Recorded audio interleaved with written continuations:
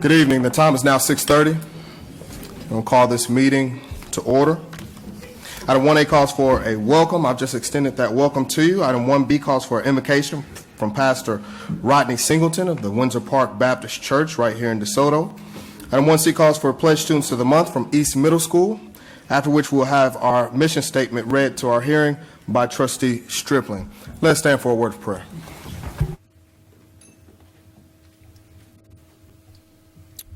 Let us petition for his blessings.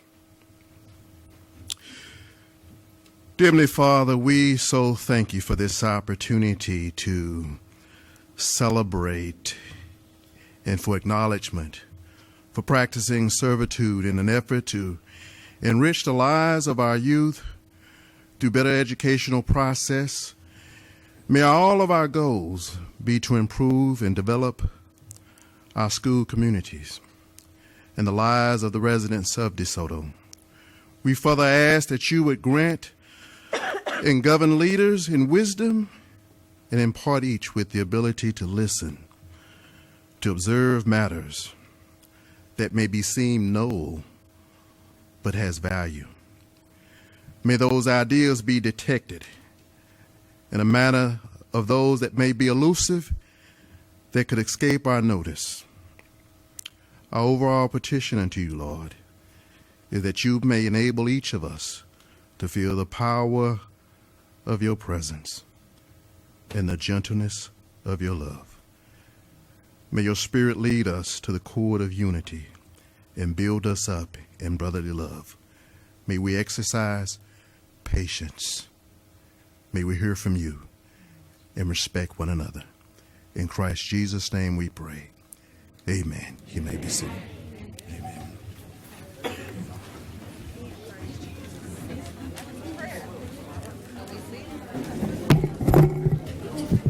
Pledge students, if you don't mind, make your way to the front to lead us in the pledge.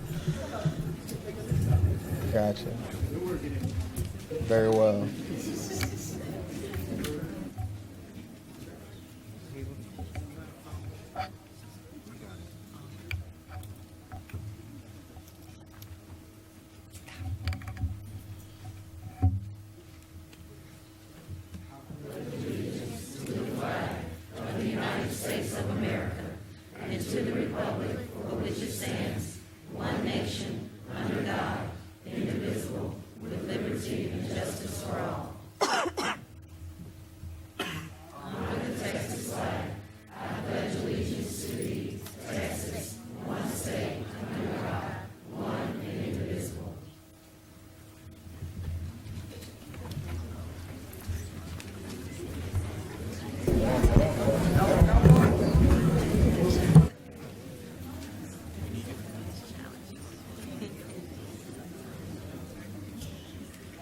Okay, Leonard Lyles II.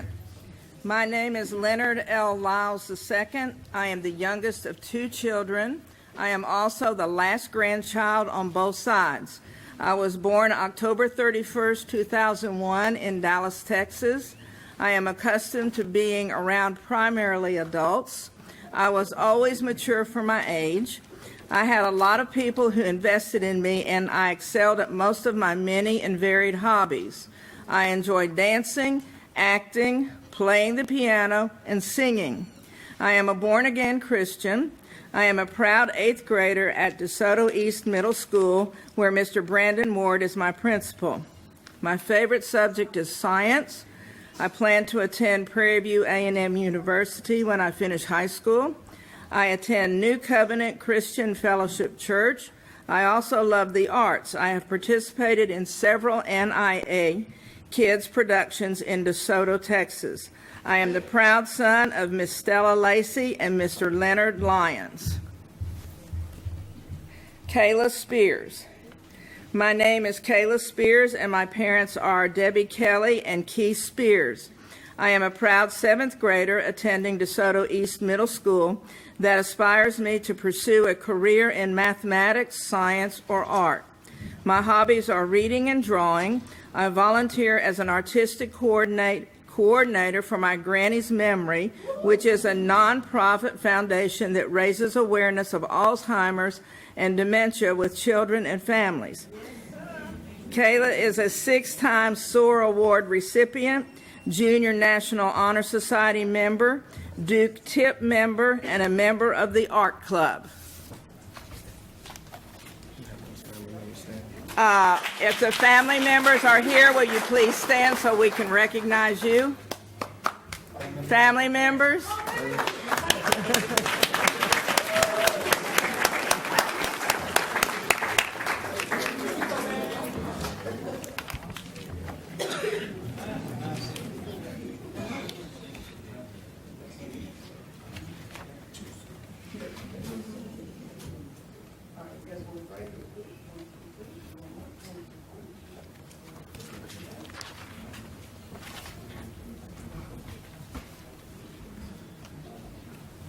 Thank you very much. Thank you.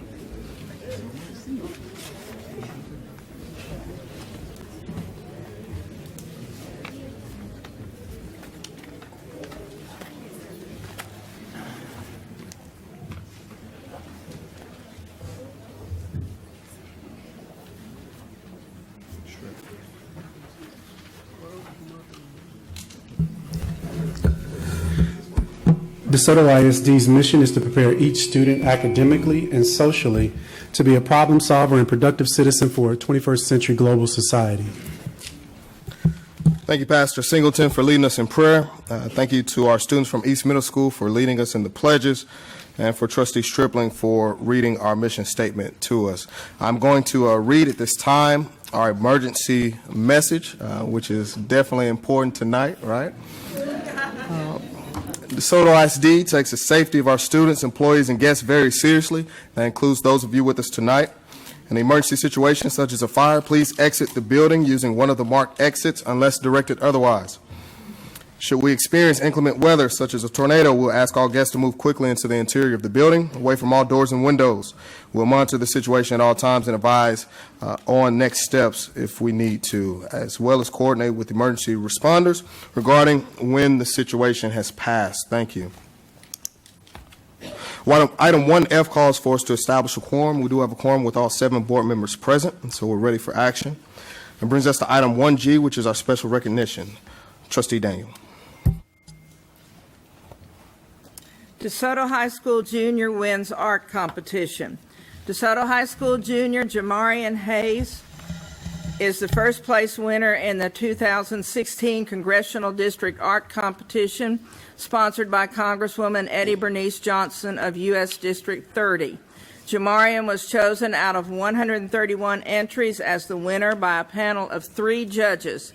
He received a trip for 2 from Southwest Airlines to Washington, D.C. to attend the official awards luncheon on June 23rd. Jamarian's work will be displayed for an entire year in the United States Capitol building.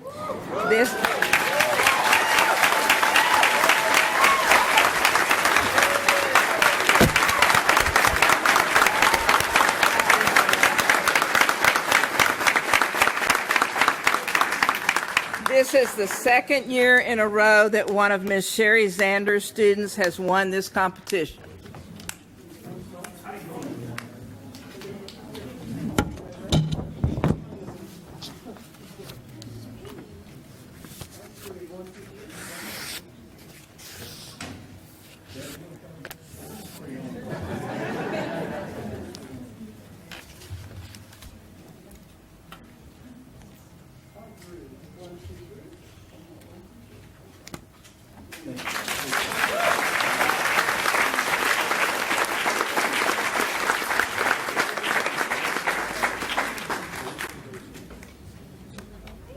Sure. Congratulations. Congratulations. Congratulations to you.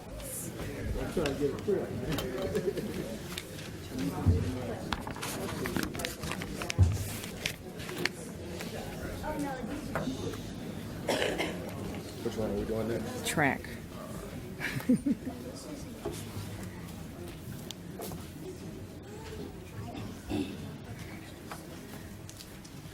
Track sweep state.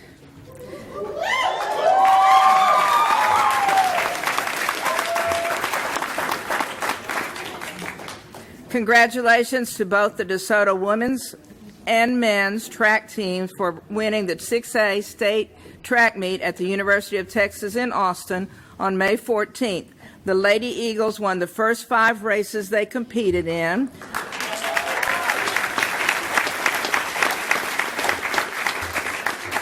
(100-meter, 100-meter, and 300-meter hurdles, 4x100-meter and 4x200-meter relays. The boys won their first 2, high jump and 4x100-meter relay. The women finished with 79 points. Cypress Springs in second with 60 to win its first state title since winning 3 straight from 2011 to 2013. DeSoto finished third in 2014 and was the runner-up last year. Alexis Duncan set a new 6A state record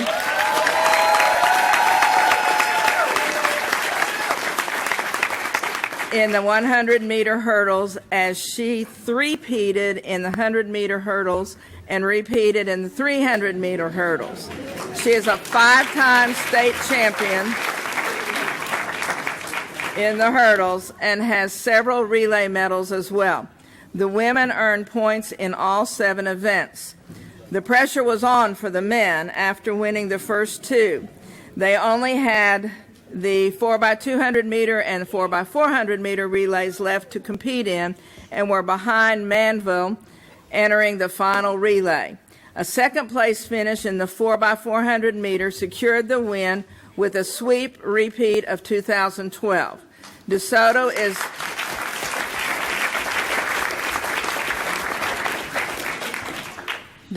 is the only big school to have won the men's and women's titles in the same year, and this makes it twice.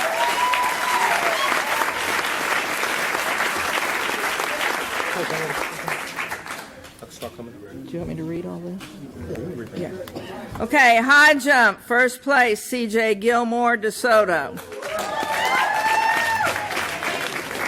4x100 relay, first place, Savion Drake, Trevin Chambers, LaDarren Brown, London Dunn. 4x200 relay, Frederick Williams, LaDarren Brown, London Dunn, Trevin Chambers.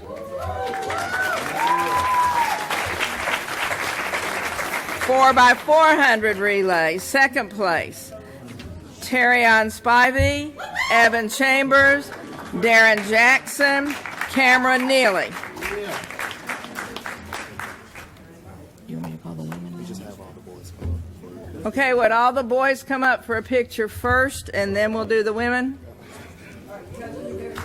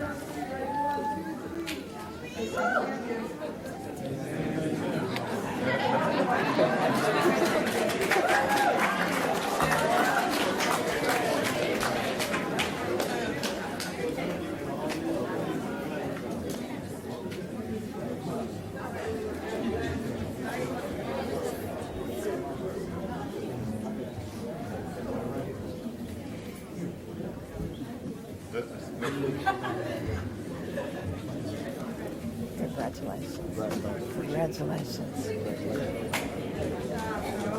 Good job. Congratulations. Congratulations. Proud of you. Proud of you. Great job. Great job. Great job.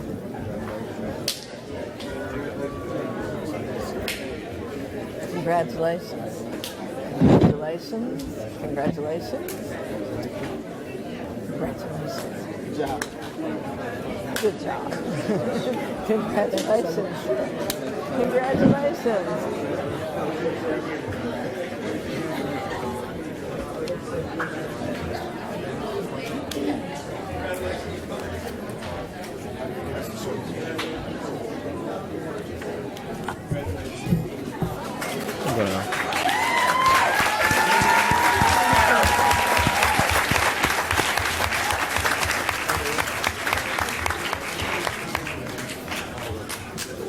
Ready? Okay, the women. 100-meter, first place, Kyra White.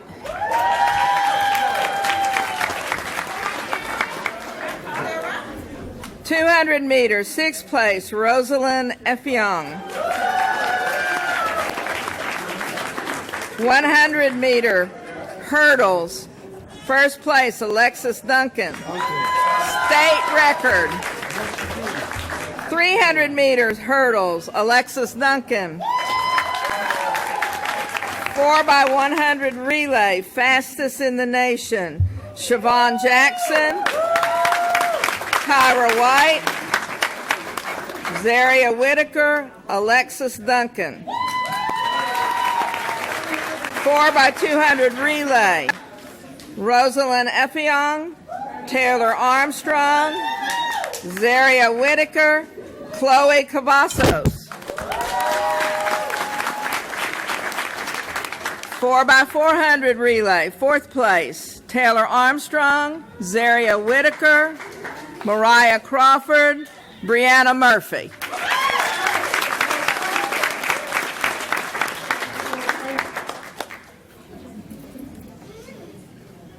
Coaches? Where the coaches? Coaches?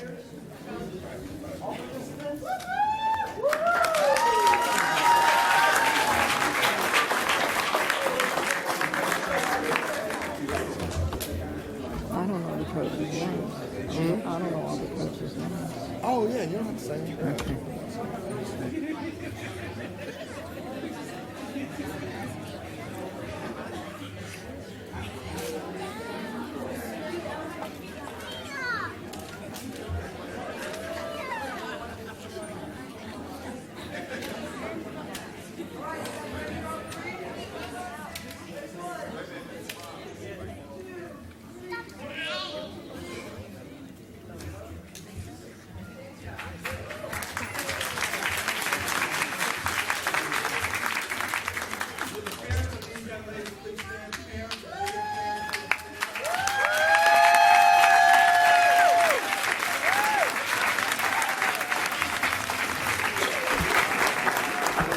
And with the parents of the young men, please stand and be recognized also.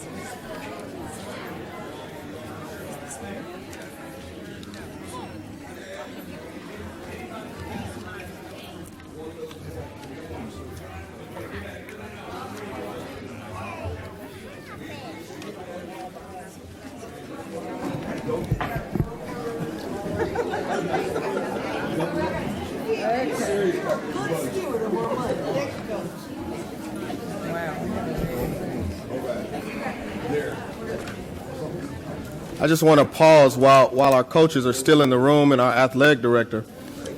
It is rare. In fact, I think we can do a little Google research to see where a school district won the state basketball championship and the girls and boys won track state championships in the same year. But what stands out more in my mind is the commitment to academics that they have. We have a few, yeah.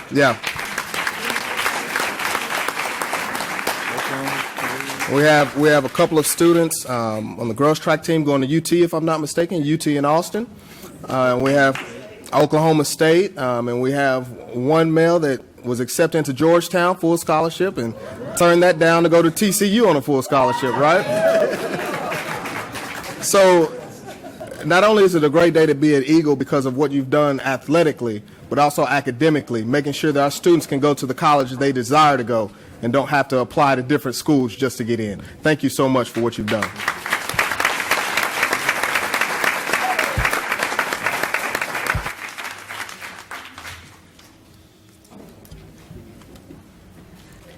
iSTEAM 3D National Magnet School Certification. Congratulations to the iSTEAM 3D Magnet Academies at the middle schools for being accepted into the first Standards of Excellence Certification Program cohort. Magnet Schools of America ushered in a new era by launching a national certification process based on the 5 pillars of magnet schools and the National Magnet School Standards of Excellence. These standards defined essential elements and characteristics of high-quality magnet programs and provide the necessary benchmarks for schools and districts to aspire to when developing or working to improve their magnet schools. MSA's national certification process is designed to recognize the hard work of the best magnet schools in the nation and to help them as they grow and continue to provide high-quality, innovative instructional programs that promote choice, equity, diversity, and economic excellence for all students. This rigorous evaluation process, conducted through the National Institute for Magnet School Leadership, selected the top 100 programs in the nation for this prestigious title. Do we have someone here from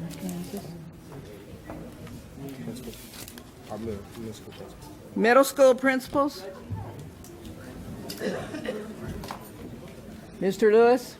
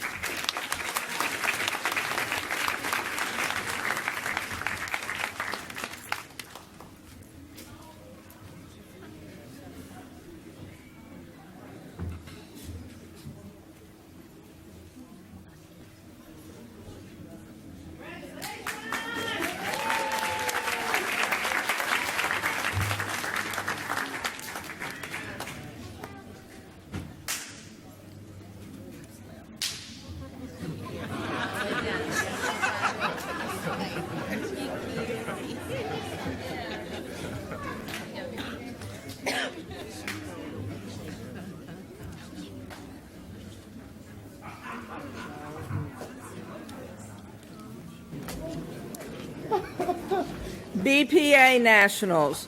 Congratulations to the following students for competing and placing in the National Business Professionals of America competition in Boston, Massachusetts.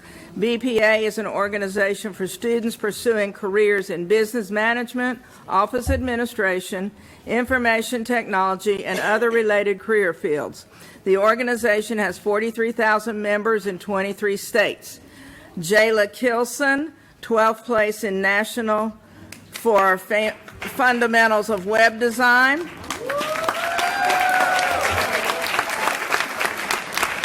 And Christopher Drawn, 13th place in the nation for network design.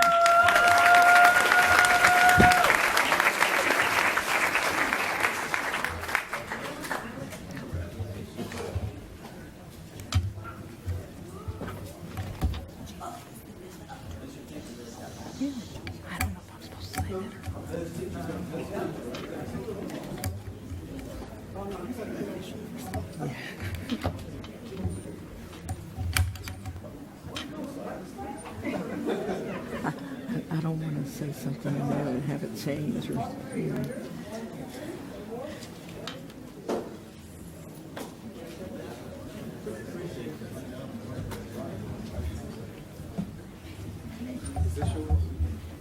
No, it's Jalen is the valedictorian. Can we say that? Congratulations. Congratulations.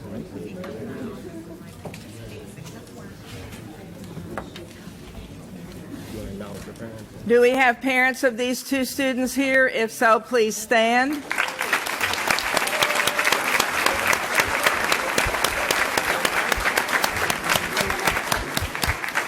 And it is my understanding that Jalen is the class valedictorian.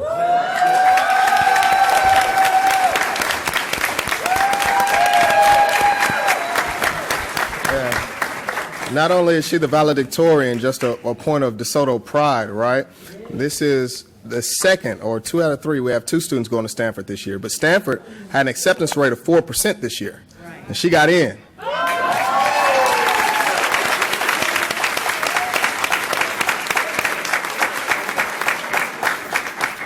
And not only if getting in wasn't good enough, she got a full ride, right?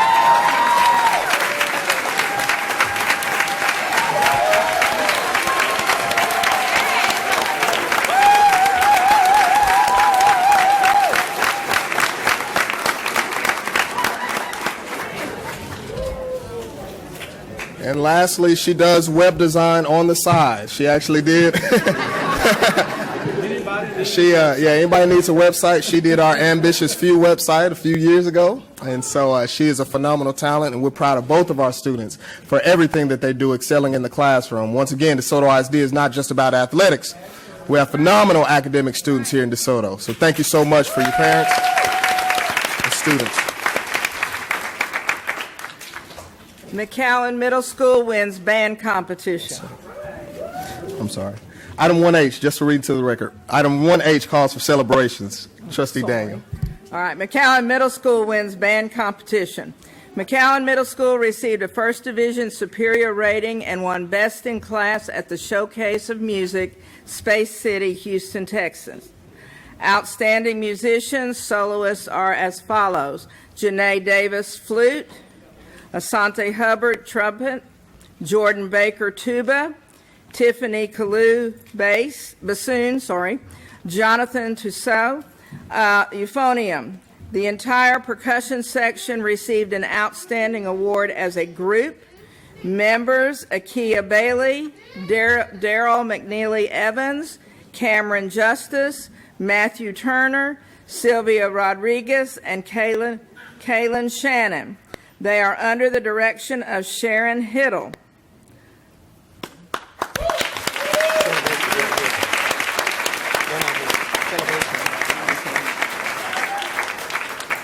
CTE students earn certifications. The first Health Science Technology class graduated from Mountain View Community College's Certified Nurses Aid Assistants on May 17th. They are Christian Bailey, Deja Bradley, Nyla Daniels,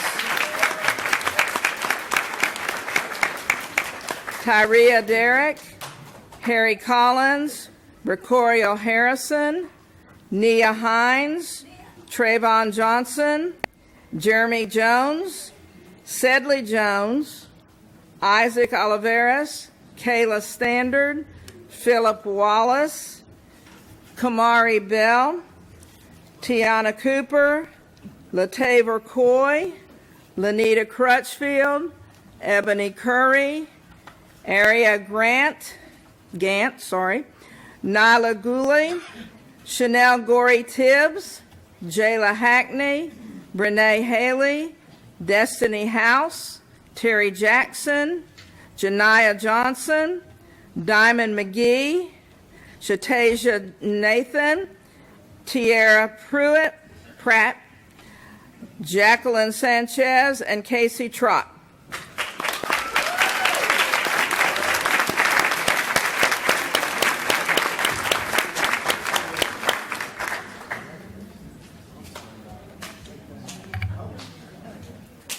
I want to applaud these young men and young ladies entered into this program because it was a first for us.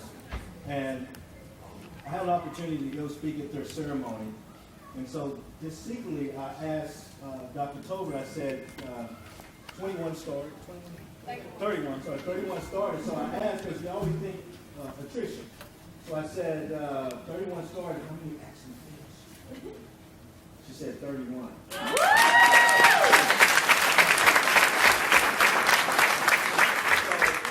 That speaks to the heart of the young men and young ladies who are in this program, and what that does for them, they are now ready to go to work.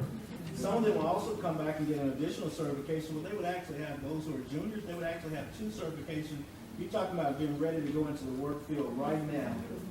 31 of our students that can immediately go to work. I think that's an amazing task, and they took it on, and that's pretty amazing.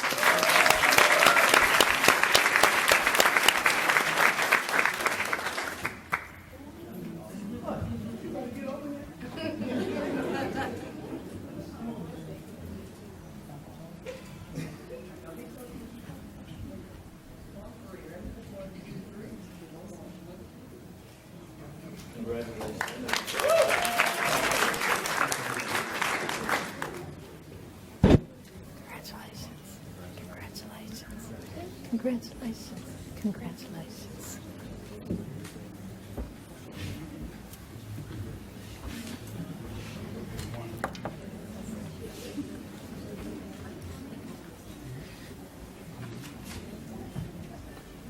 Do we have parents of those students in the parents of those students in the audience? If so, please stand up.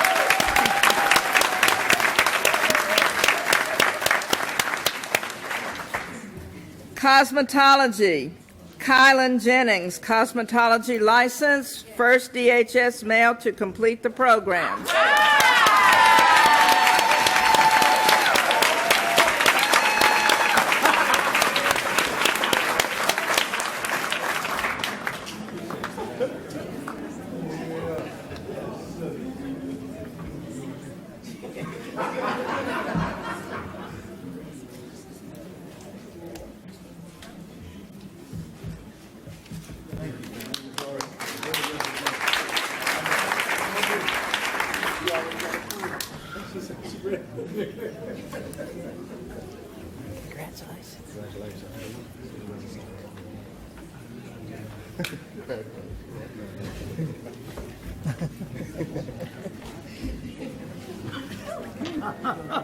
Parent in the audience. There you go.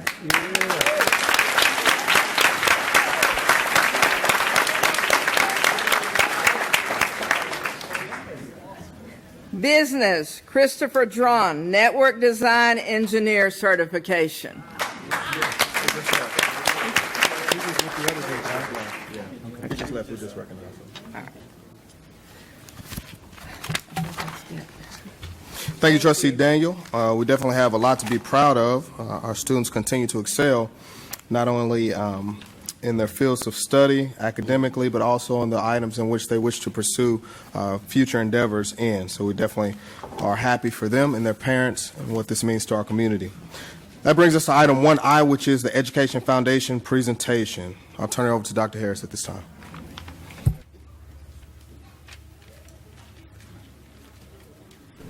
Mr. President and Board, I'm going to ask the President, there she comes right there, and she has a check to present to the schools and to the school district. Good evening. Good evening. Thank you. My name is Rachel Thomas, and I'm president of the DeSoto ISD Education Foundation and also a DeSoto High School alum, so it's very happy for me to be back here. So the Education Foundation was actually established in 2000, and our purpose is to support today's students who are tomorrow's leaders. And part of how we do that is through assisting teachers with the awarding of grants within the district. We've done this over the past several years and actually awarded a total of over $380,000 in teacher grants. And so this is above and beyond, what the district is also able to afford the students and will afford the teachers to be able to impact the students in the classrooms. The teachers had to go through an application process. We had over 10 teachers submit all the different grade levels. Our board got together, did the evaluations, and it was a really tough choice. So today we have actually spent our day going around to Frank Moats, DeSoto High School, as well as the Meadows. And we awarded each one of the teachers who you'll meet tonight with grants varying in the amounts from $1,575 up to the maximum allowed, which is $5,000.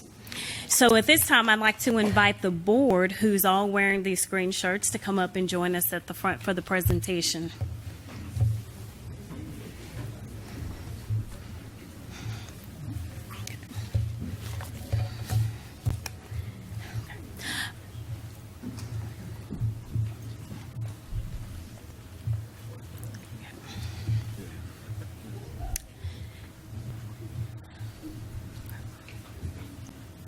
Our winner at the elementary school level is Miss Bayless from Moats Elementary, and she submitted a grant for Quaver's Marvelous World of Music, which will be an interactive music curriculum which will benefit students from kindergarten all the way up through 5th grade. Miss Bayless, please join us. You can just stand up there.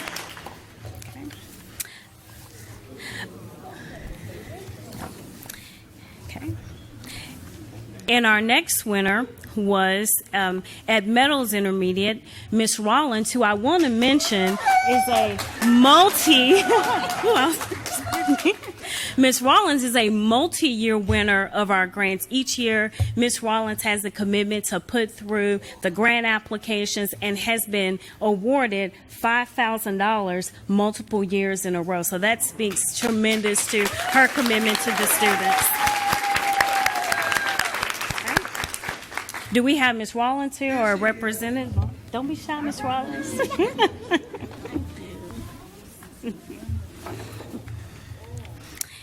And finally, I wanted to recognize our winner at the high school level, which was Mr. Cannon and Miss Dawson, who understand are at a gala tonight for the choir, so they're not able to be here, but I think we have Dr. Lamb or Mr. Edwards here from the high school to represent.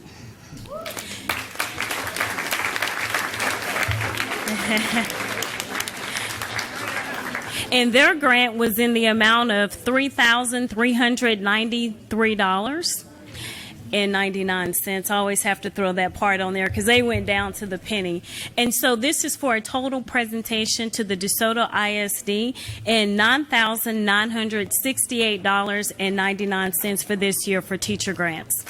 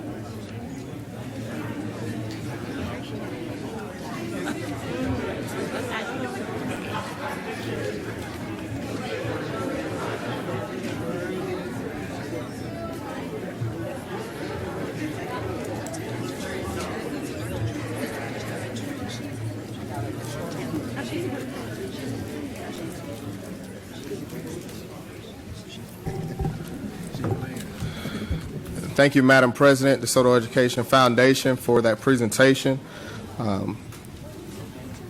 Board, that's going to bring us to item 1J, which is our highlighted school, East Middle School.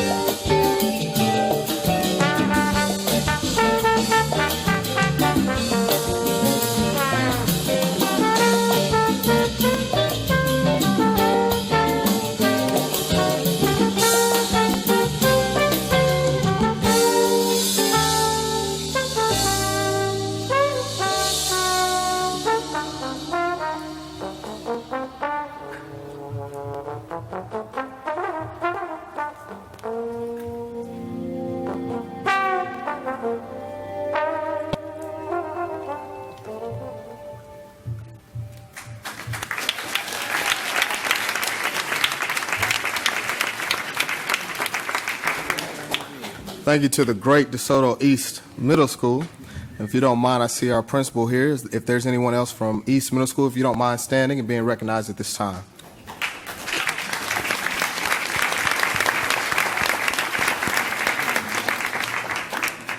Thank you so much for all that you do.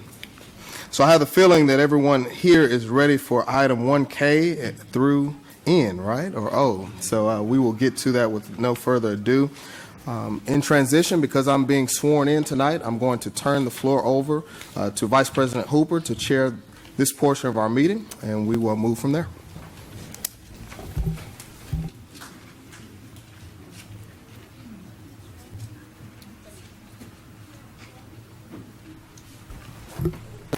All right, that brings us to agenda item K, presentation and comments to outgoing trustees. Dr. Harris. At this time, we allow other trustees, to to have comments, and, 1 second, we'll do that then. Comments, and then we'll have presentation to Mr. Van Stripling. So, Mr. Vice President, if we start to, I guess, let's start to the right. Trustee Gant.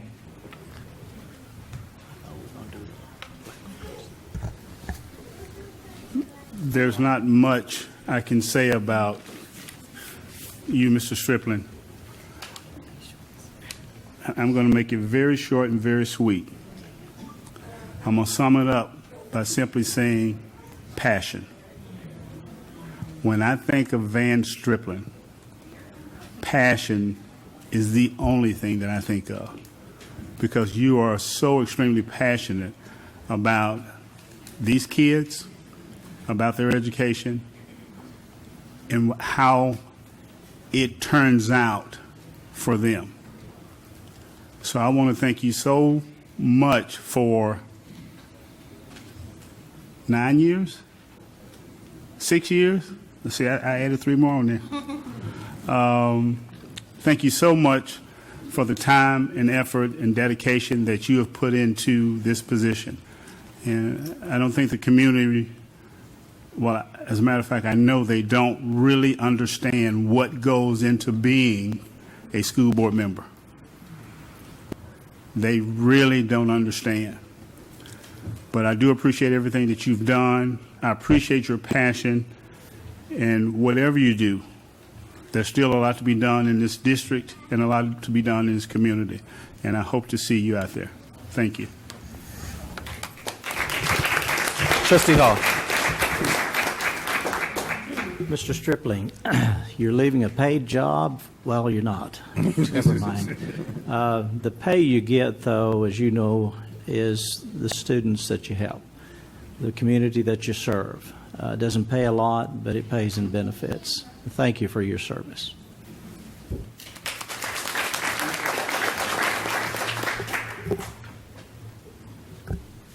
Mr. President. Thank you, Mr. Presiding Officer. Trustee Stripling,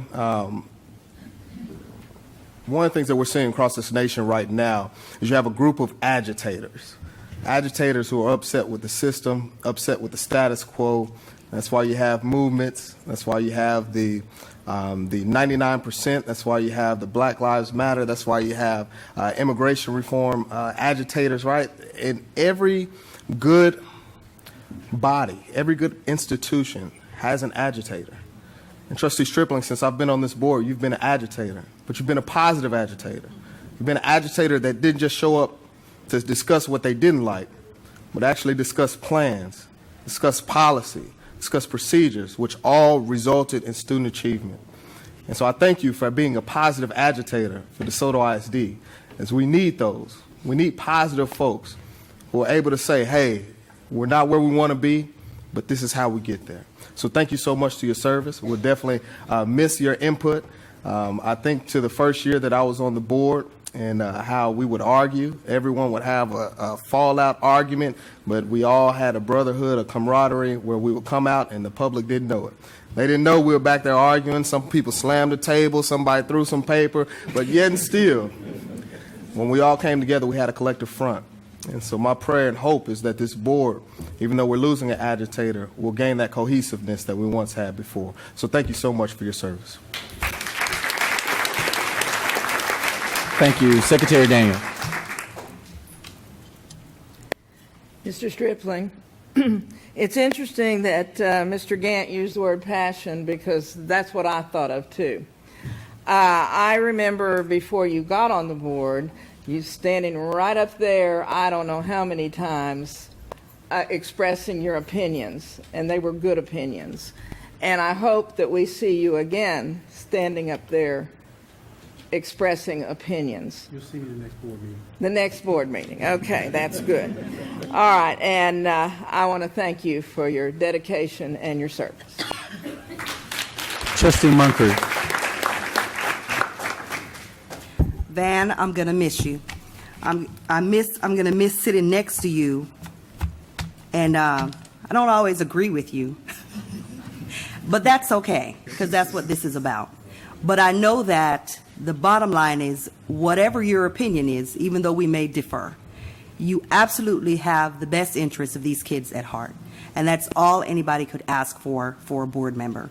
In my short time on this board, it's not rocket science. You can't have a personal agenda. You can't come with anything else but a genuine love and concern for wanting to make this school district better for all the children. It can't always be about the money. We got to do what's best for kids, period. Van, I salute you because I feel that in everything that you have done, it has always been for you about what's best for the kids. I see the way that you interact with the kids. I see the way that you interact with the cabinet, other board members, as well as just the students. You have a genuine ability to connect with the kids. And that says a lot. That says a lot because we as board members, sometimes, people think, oh, they're just up there. They don't know what's going on. But Van knows because he's built a relationship and he's made it his business to build those relationships. And that goes a long way. And again, I'm gonna miss him and I'm gonna miss what he brought to the table. And I'm not gonna be the loud and brash one. But I certainly am going to continue to be passionate about kids.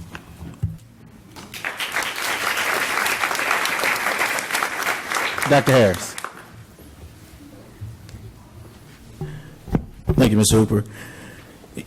I guess in closing, I can remember my first time into the district, and we were out to dinner, and as we were discussing as far as where the district was, and I remember this statement very clearly, and I said, well, I'm a little concerned about where the budget is. I remember this very clearly. I said looks to me, when I go back and look at past audits, that we've hit the fund balance 2 consecutive years, 5 million, 4 million, 3 million. I said, I'm a little concerned. And he looked me straight in the eyes with that military look that he has, and he said, fix it. Fix it. Fix it. He was very stern, just very straight look and fix it. And I want to thank you for, yes, getting in and fixing, but getting in and fixing it together. Because no one fixes it by themselves. It just doesn't happen. No one is able to fix it without the policies that need to be in place that's going to impact that type of change. And you certainly understood that process. Maybe it's because of your background, which gave you a really good view into how things work. So certainly I appreciate that. I appreciate you willing to talk about how do we ensure that students have opportunity and access.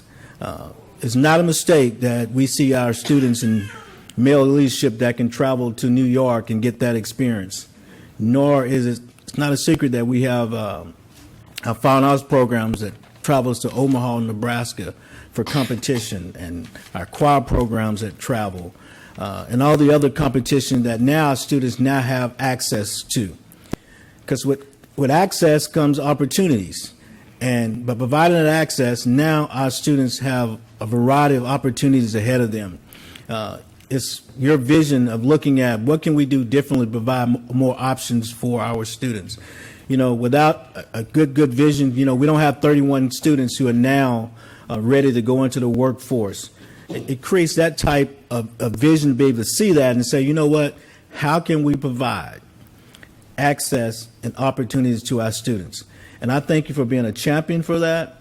And I hope everyone recognizes that you are the biggest cheerleader for making that happen for our students. I salute you. I congratulate you. Thank you for the hard fight. But the race is not given to the swift, nor but those who truly endure, no matter what the obstacle is, no matter what the situation is. It's all about enduring to the end. And the end is not the end until it's the end. And so we thank you for being a part of this this district. And so you got a lot of fight ahead of you. So thank you, Mr. Strickland, for your service.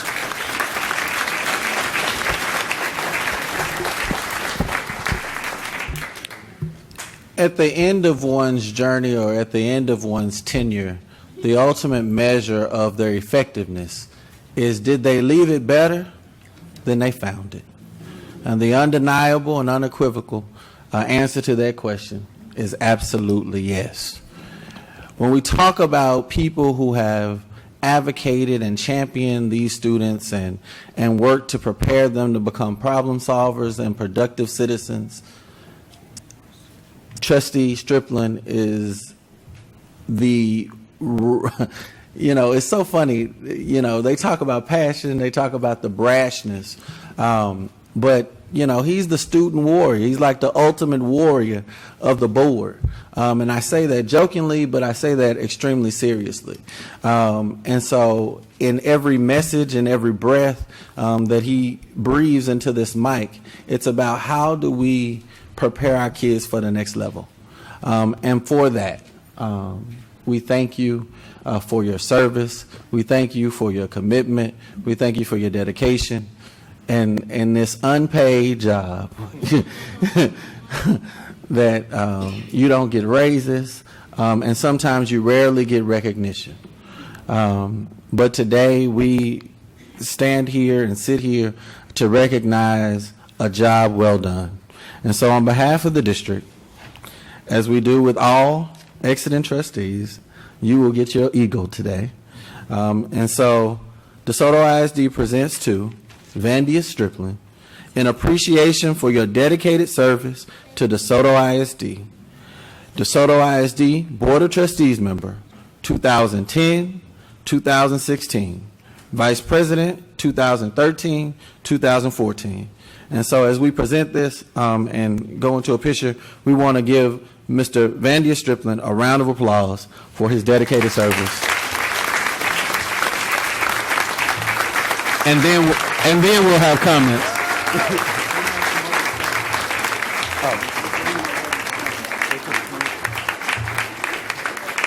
Okay, let's do the eagle picture first.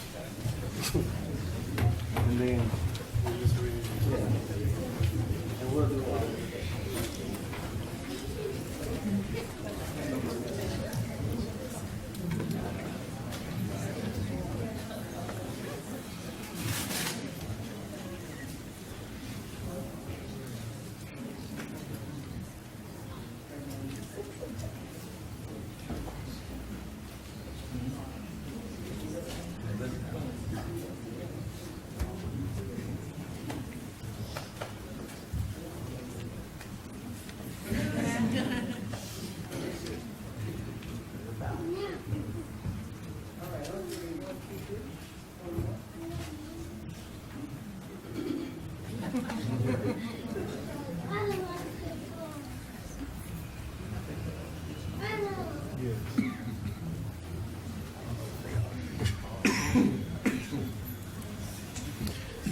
And I believe that there are some additional presentations, so we'll go ahead and entertain those before we go to comments from outgoing trustee. Dr. Harris.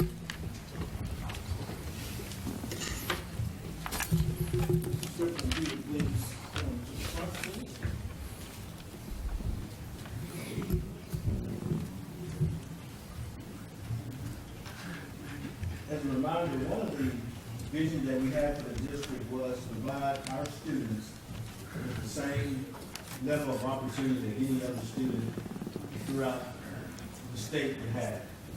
And so we set out what we call our Collegiate Magnet program. We had our first cohort who were kind of our, I won't say guinea pig, but they were the first. As a matter of fact, that is why they have gained the name Big 12. These students have completed their social degree while in high school in 3 years. That's pretty amazing.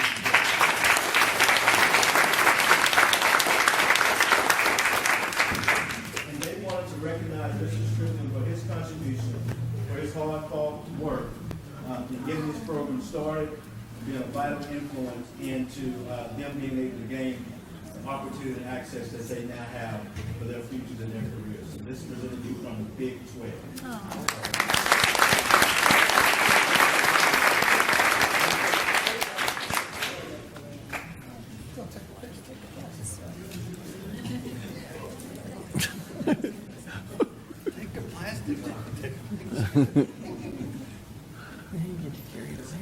Yeah.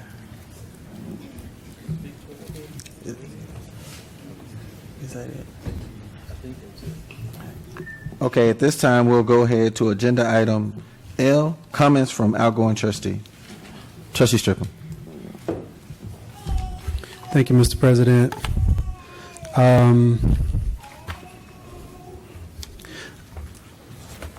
I pondered for a while what I would say today, and had to put a little prayer behind it. You know, your mind can go in several different ways.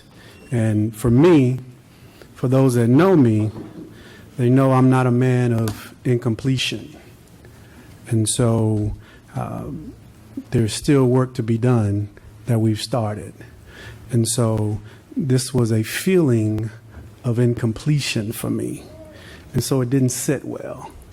And so if anybody knows you got a disturbed mind and a troubled heart, you call on God. And I had no problem doing that. And I said, because I feel this way, I need you to guide me this evening in what I would leave with this community. And so I'm going to start by just reading a small passage from a book that I'm currently reading. And then I will go into my comments. In spite of these truths about learning and the reality of school dependence of poor, urban, you can replace that with economically disadvantaged students, the myth that perpetuates the focus on weaknesses drives the policies that replace enrichment with remediation and penalizes sanctions that incite fear, halting innovation, and steering teachers towards uninspiring instruction.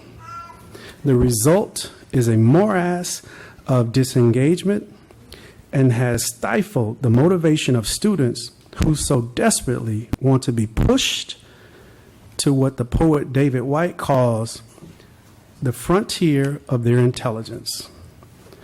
This disengagement, in turn, has eroded the confidence and competence of thousands of teachers to inspire their students. And that's from a book called The Pedagogy of Confidence. And so why is that passage important to me? It's important to me because the statement that was made tonight, you know, I served 15 years in the Air Force. And the one thing I always shared with my troops is that you are here, but do not leave the way you came. And do not leave this Air Force the way it was when you came in. You make it better for the next generation. And so that's powerful if you understand that statement, if you understand the importance of that. And so, you know, I've always said this job has never been about me, never. But in talking to my son and my daughter, I realized that the truth is 90% of this job was never about me. 10% of this job was about me. It was about the self-actualization of watching our students succeed. It was about the feeling that I got when I watched our students walk across the stage and I got to shake their hand and say, congratulations. Now go and be greater than you were in high school. That part is all about me. And I get that. I get that. And so those who know me also know that I'm a history buff. I love history because I'm a firm believer that while we continue to move forward, whether that's in this district or in society, the reality is as you move forward, if you forget your history, you are doomed to repeat it. And as you can see now nationally on a scale, politically, we are repeating some very bad times in our history. And so the reason we're doing that is the reality is in the education system that we have today in this nation, we continue to erode the very foundation of true history. But I want to leave you tonight with some history with this district from when I was elected and I first sat on this board until today. Because the reality is, as I was out on the campaign trail, I realized one thing. Many of you have no idea where we've come from and where we are. Many of you have heard things and never followed up to find out for yourself. And so you're left with misinformation. You are left with deliberate, intentional misinformation that I want to help you correct tonight. So when you leave here, if you don't do anything else, the next time somebody either asks you about this community or this district or tries to tell you something, I want you to have the power to say, that ain't right. That's not the truth. So I'm going to leave you with a little bit of history. Y'all okay with that? Yes. Just bear with me for a second. So first of all, let me tell you who we are as a district. We are 77.7% African American. We are 17% Hispanic, 3.4% white, and on down. We have 72.1% of our students that are economically disadvantaged. 72.1% of our students are economically disadvantaged. Now, why does that matter? Folks, DeSoto has some of the most expensive homes in the Metroplex. The new homes going up now start at $300K. Yet we have 72.1% of our students that are economically disadvantaged. And just so folks know, you get a lot of questions about the TEA star ratings. Every single one of our campuses met standard. So if anybody tells you that they didn't, they're incorrect. Every single one of our campuses met standard. So we're going to correct that one today. So knowing who we are, this board had to be very deliberate about what we were going to do. We had to be very intentional about the direction that we were going to take this district. That meant understanding what was going on. So some of the things that were going on is that we were losing students to campuses like Townview, Booker T, Bishop Dunn, and some other private and charter schools. We were losing students. And the question was, why are we losing these students? We were losing these students, as Trustee Hooper and I like to talk about all the time. Folks, in 2010, we were 15 to 20 years behind. 15 to 20 years behind. You don't understand me when I'm telling you that. But we had to be able to say, we understand it, we accept it, in the sense that we have to acknowledge it, and you have to accept it in order to take charge, take responsibility to move forward. And so, in 2010, what did it look like in this district? We had a fund balance of about $5.5 million. That was in 2010. Today, we have a fund balance of $15.4 million.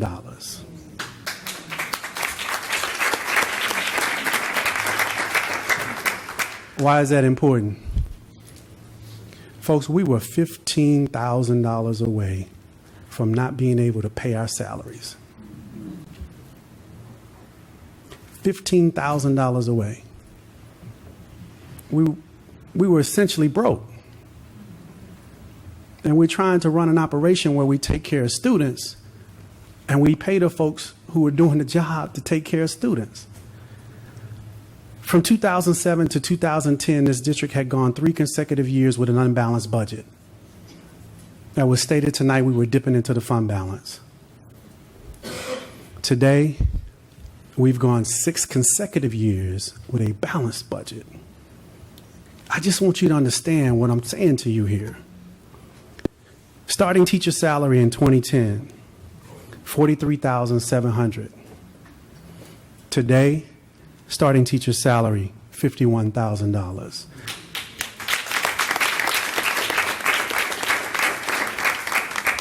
Student enrollment in 2010, as I told you earlier, we were losing students. We were less than 8,900 students in 2010. Today, our student enrollment is over 9,700 students. We're bringing them back, folks. They're coming back, and they're staying when they start. It's important. District spending per student in 2010, $6,992 per student. Today, we spend $7,883 per student. Graduation rates in 2010, 79.9%. This year, and we're not done, we're never happy, but this year's graduation rate, folks, we're up to 92%.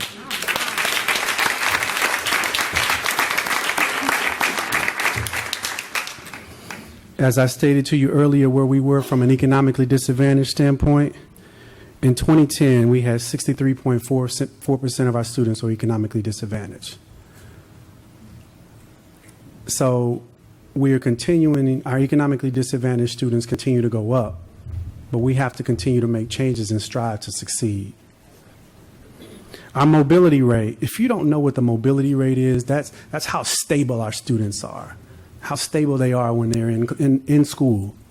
Our mobility rate in 2010, it's hard to teach a child who's always moving around, going from home to home, right? It's district to district, right? It's very difficult for a child to learn that way. We had a 24% mobility rate. Today, we're down to 18%. It's important. Discipline referrals are down. I didn't get the percentage, but I can get it. Because we had to get to, I'm military, so discipline was important to me. Because I said, if a student is not disciplined, they can't learn. That was just important to me. In 2010, folks, grants for this district, 0. Grants for this district, 0. Today, I can boast a $22 million in grants that we brought into this district.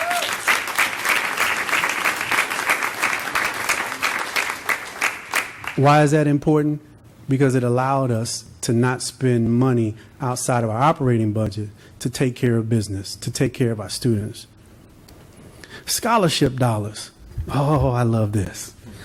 There was a time, and I don't mind talking about this time. Some people cringe when we talk about it, but I remember when we had been searching for a superintendent, and we had selected Dr. Kathy Augustine. And I remember going to graduation that year, and we were bragging because the district had reached a milestone. It was a historical mark, right? Because the district our students had gotten $3.2 million in scholarships. It was the most scholarship dollars that our students had ever received, and we were bragging about it. And I remember Dr. Augustine saying to me, with the students you have, you shouldn't do less than $6 million. And she had just gotten here. She didn't even have her feet wet. She didn't work a day. That's what she said, right? So what was the breakdown of that? Academic scholarships equaled $1.9 million.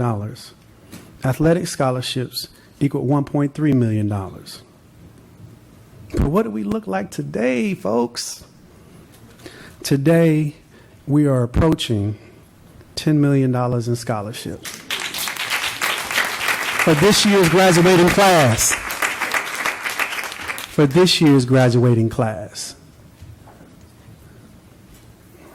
What does the breakdown look like? So right now, we're actually a little over 9. We're approaching 10. That's where we expect to be. Right now, the breakdown is roughly about $4.9 million in academics and $4.4 million in athletic scholarships. You don't get there by accident. You don't get there by just coming up here and rubber stamping things. That takes intention. That takes hard work and dedication. That takes forward thinking, progressive thinking. That's what that takes. And it takes fighting through the tough times and getting people on board to believe when they don't want to move. When I joined the board, I remember going to college night. And I think college night, and I was talking to Ms. Trimble today, and I think that college night we had roughly about 60 to 70 colleges. And a lot of those colleges, you know, state schools, you know, junior colleges, and you know, the last college fair, I think we're now at about, for 20 this year, I think we're roughly about anywhere between 120 schools now. So what's the difference? The number's great, right? But what's the difference? The difference is that Morehouse is showing up, Stanford is showing up, MIT is showing up. Those are, see what I'm saying? There's a difference in the caliber of schools that are showing up now for college night because they want our babies. That takes hard work, dedication, and intentional progressive thinking for what we want to do for our babies. It doesn't happen by accident. We created the Hall of Honors. We started an academic signing day. We said, wait a minute.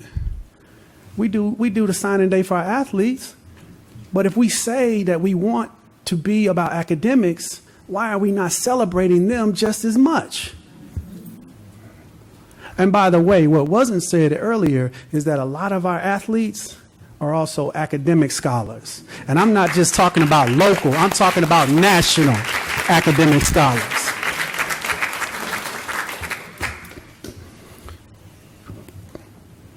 We have universal breakfast where we offer free breakfast for all of our students because we understand that a hungry child can't learn. That's intentional, that's deliberate. We doubled our budget for the fine arts program. We reduced our utility costs.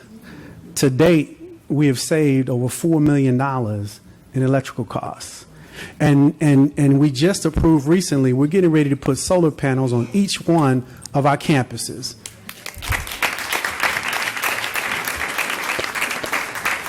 And that ain't even the clapping part. The clapping part is when they stood here, my thing was, if you're coming, you better bring something for our babies.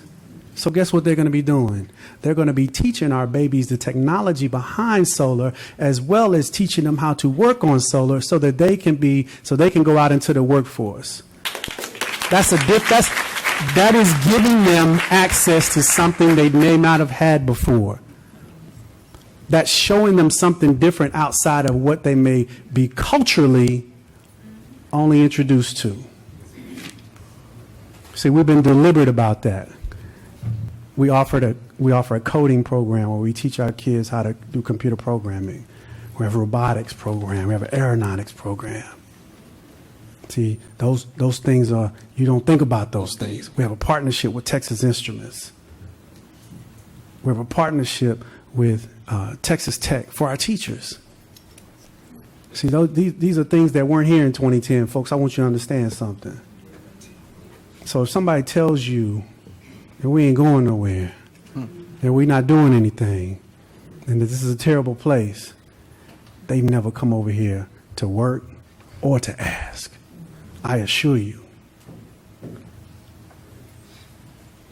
EOC scores. Since 2013, the inception of EOC scores, we've gone up every single year. AP testing, AP participation has gone up. SAT testing, ACT testing, and scores have gone up.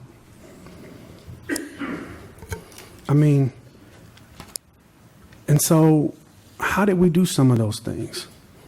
Well, we looked around at some of what our kids were leaving and running to, and we said, wait a minute, they know better than us. In fact, they're taking our babies. So what did we do? We started a collegiate magnet program at the high school. We started early college at the high school. This year, we have our International Baccalaureate program that now will be at DeSoto High School, West Middle School, and Cockrell Hill Elementary. Have our iSTEAM 3D Magnet Academies at each one of our middle schools.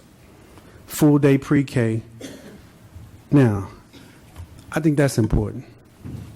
Because you got to understand something. I don't know if you guys saw recently on the news is highlighting, I think, Irving or Mesquite, and they're highlighting Dallas about that full day pre-K. Folks, they following us.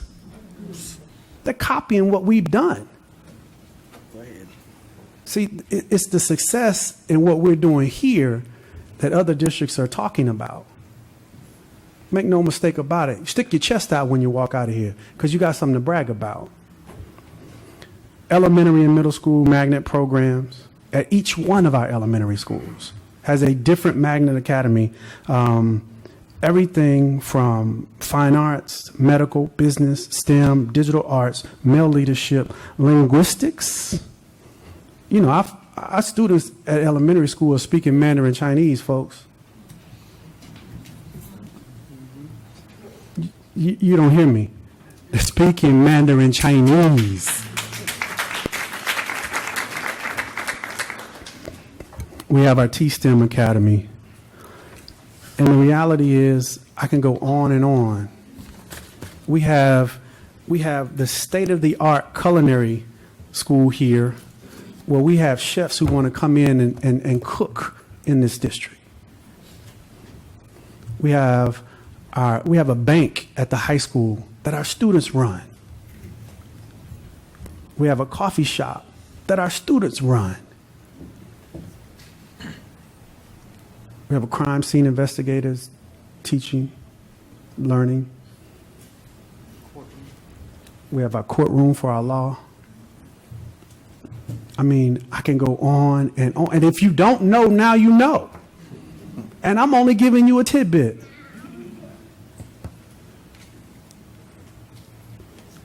So next time somebody comes out and tries to tell you something negative about this district, your first question should be, is this about you or about the 9,700 kids that attend the district? The next time somebody tells you something negative, you ask them, how much time do you spend over there mentoring, participating, and giving back? The next time somebody tells you something negative, you ask them, have you done the research yourself? Because despite the perceptions of what they think we might be, tonight's presentations is just the pinhead of what our students are doing. These 12, they got their associate's degree, what was it, 2 Thursdays ago? Was it last Thursday, 2 Thursdays ago? That's just the tip of the iceberg. Folks, we have 500 students in that program now. We graduated 12. We got 500. They did it in 3 years. You tell me we're not doing what it takes. Colleges are transforming every single day. You know why? Because colleges keep up with the workforce. The only thing that stays stagnant is public schools. But if you don't understand that, you'll stay stagnant. And while you say you want to prepare kids to be able to compete in college, you're sending kids who can read, who can write, and who can go to college. But the ability to compete and be successful and enter the workforce and be successful, that, on the other hand, is what we're doing right here in DeSoto ISD. It has been a pleasure. I'm stepping down, but I'm not stepping away. Make sure you know that I will be around. And to this board, just know I'm watching. I'm watching.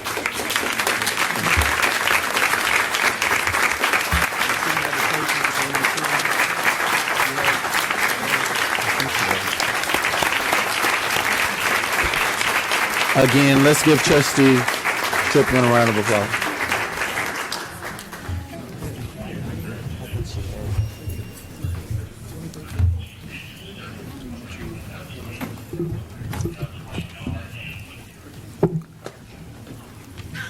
All right, at this time, we'll take agenda items M and N, and we will do them jointly, but we'll do them separately for each of the elected trustees.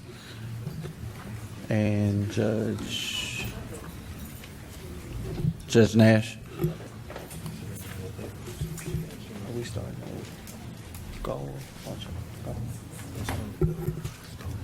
And so at this time, we'll call up Ms. Kathy Gold, newly elected trustee. And if you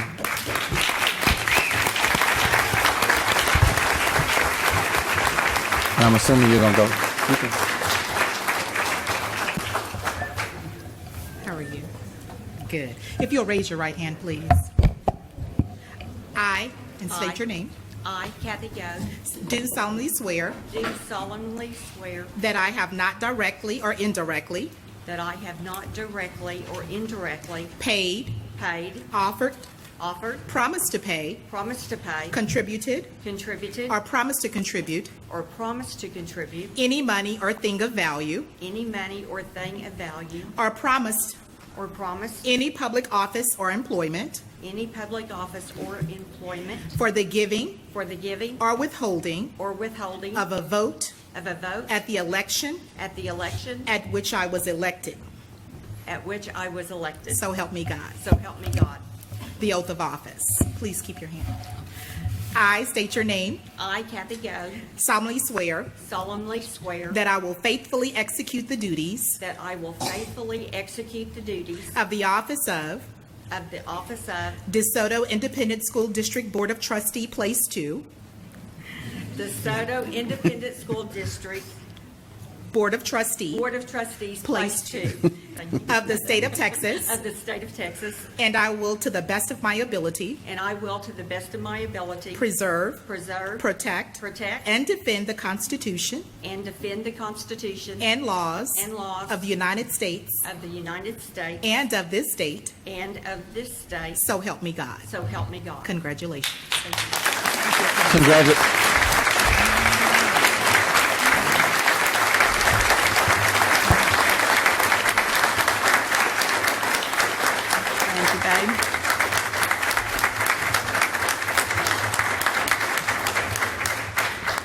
Congratulations, Trustee Gold, and feel free to take your seat.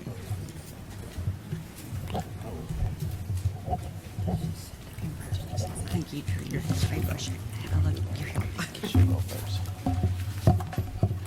And at this time, we'll administer the state of elected officer as well as the oath of office to Trustee Carl O. Sherman, Jr.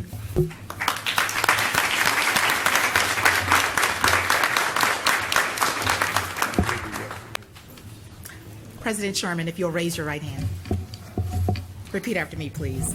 I, and state your name, I, Carl Sherman, Jr., do solemnly swear do solemnly swear that I have not directly or indirectly paid, offered, or promised to pay, offered, or promised to pay, contributed, or promised to contribute any money or thing of value, or promised any public office or employment for the giving or withholding of a vote at the election at which I was elected, so help me God. I was elected, so help me God.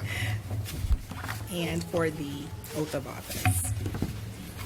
I state your name. I, Carl Sherman, Jr., Solemnly swear that I will faithfully execute the duties of the office of DeSoto Independent School District Board of Trustee, Place 1, of DeSoto Independent School District Board of Trustees, Place 1, of the State of Texas, and will, to the best of my ability, preserve, protect, and defend the Constitution and laws of the United States and of this state. So help me God. So help me God. Congratulations again.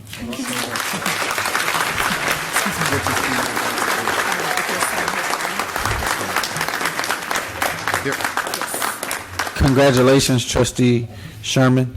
And again, we want to thank Judge Nash for always being a willing participant in this particular board meeting. So we thank you for all of your service to this community as well as to this district. So thank you again, Judge Nash. That brings us to agenda item O, comments from newly elected trustees, and we'll start with Trustee Gold, and then we'll be followed by Trustee Sherman.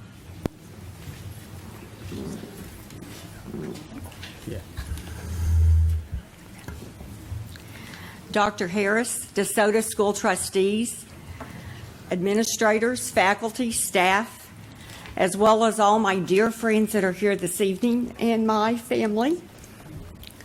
Well, here I am, finally. After all the hard work by so many of my supporters and all the drama of getting elected, I am finally sitting here. It all seems a little unreal, but I have a feeling that reality is going to set in really fast this evening. So I know that this isn't going to be an easy job, and I know that I have much, much, much to learn. But I am more than willing to do whatever I can to ensure that the future of the schools and the communities of DeSoto and Glen Heights will be bright. When I decided to run for this position of DeSoto School Trustee, my goal was to work hard to provide every student a chance to excel and to be prepared for the real world. Whether a student is entering the job market or continuing their education, it is DeSoto ISD's responsibility to help them build a bright future. It is the board's job to work together to build a system to help the students stay in school to accomplish their goals. Thank you, thank you, thank you to all of my supporters and to my family and to my husband especially for believing in me. Billy Graham said that when faced with a challenge, you simply have to do your best with what the Lord has given you. You have to take who you are and the gifts you are given to press on. He also said, you have to be led by full commitment to your values and enthusiasm and a burning desire to go to work. Well, I am ready to get to work at making DeSoto ISD a school system that educates all children and ensures that they will excel. I pray that the Lord will equip me with the courage and strength required to recognize where the district needs to put their resources and their people to be used to complete the task. Again, thank you to my supporters, and please continue to pray for me and support me. I will serve you well and hope to make you proud that you elected me to this position.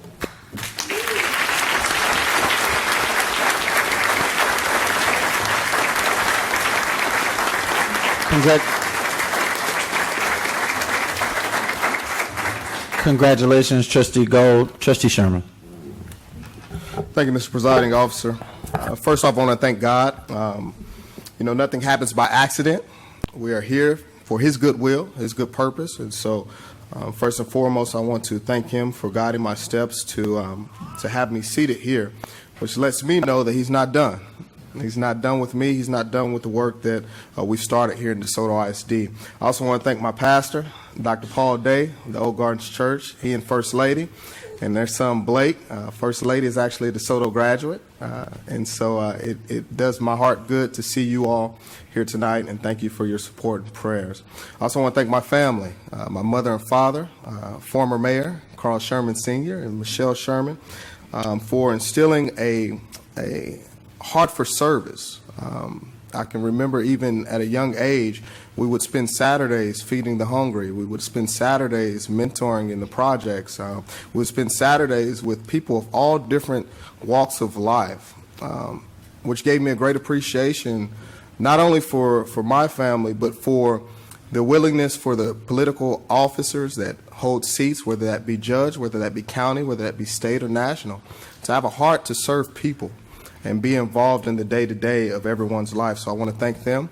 I also want to thank my family, my wife, Veronica, who 8 years ago didn't know what she was signing up for, I'm sure.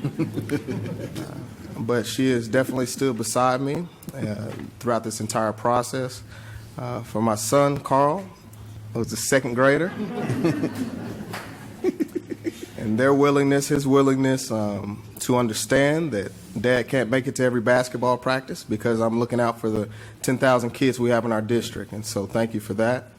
To my daughter, Danielle, who greets me every day at the door with a hug and a smile, who I apologize in advance, Miss Mayberry, as graduation is tomorrow and bedtime is 8, so they are late, but I'm sure she'll be on her best behavior tomorrow.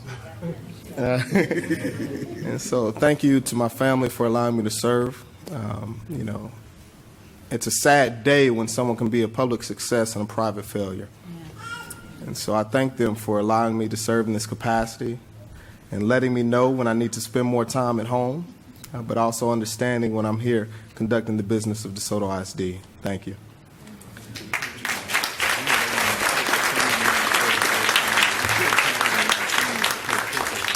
So the question becomes, why do you serve? As I look at the students and student council over at Woodridge Elementary, which I spent some time with them this year, having a very active student council there. Why I serve is to see them be able to sit through an entire board meeting and not move, right? Nobody's asleep yet. But just to understand the political process, and it's a reminder that everything we do from this diocese is about them. It's about our kids. And so, you know, as we stand on the shoulders of our now Mayor Kirstine McCowan and former Board President Dr. Janice Ingram, you know, we have to realize that everything at the end of the day points back to our kids. So, as Trustee Stripling spoke for 23 minutes as I timed him,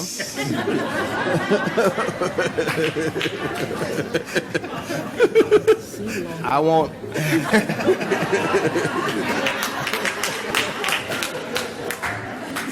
I won't belabor the point to talk about where we've come from as a district. I think that story is clear. And one of the things about history is you have to remember history is always his story unless you correct it and address it. And so thank you for setting the record straight. But where do we go from here?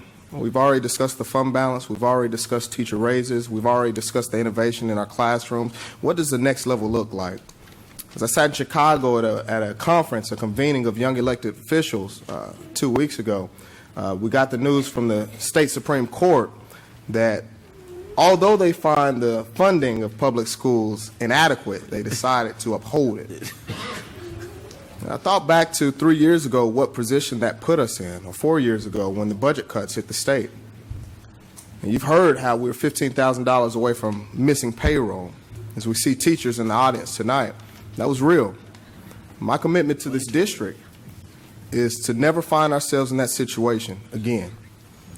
And so we can be excited about the city of DeSoto under our former mayor, Mayor Sherman, and city manager Teron Richardson, which we saw an increase of over 6% in property valuation.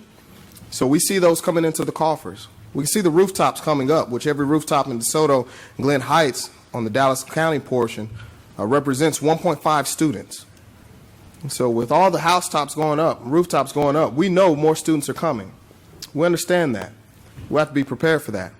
So the years ahead for DeSoto ISD, we've already taken steps in which you have a system that's not broken, but you work to tweak and enhance it.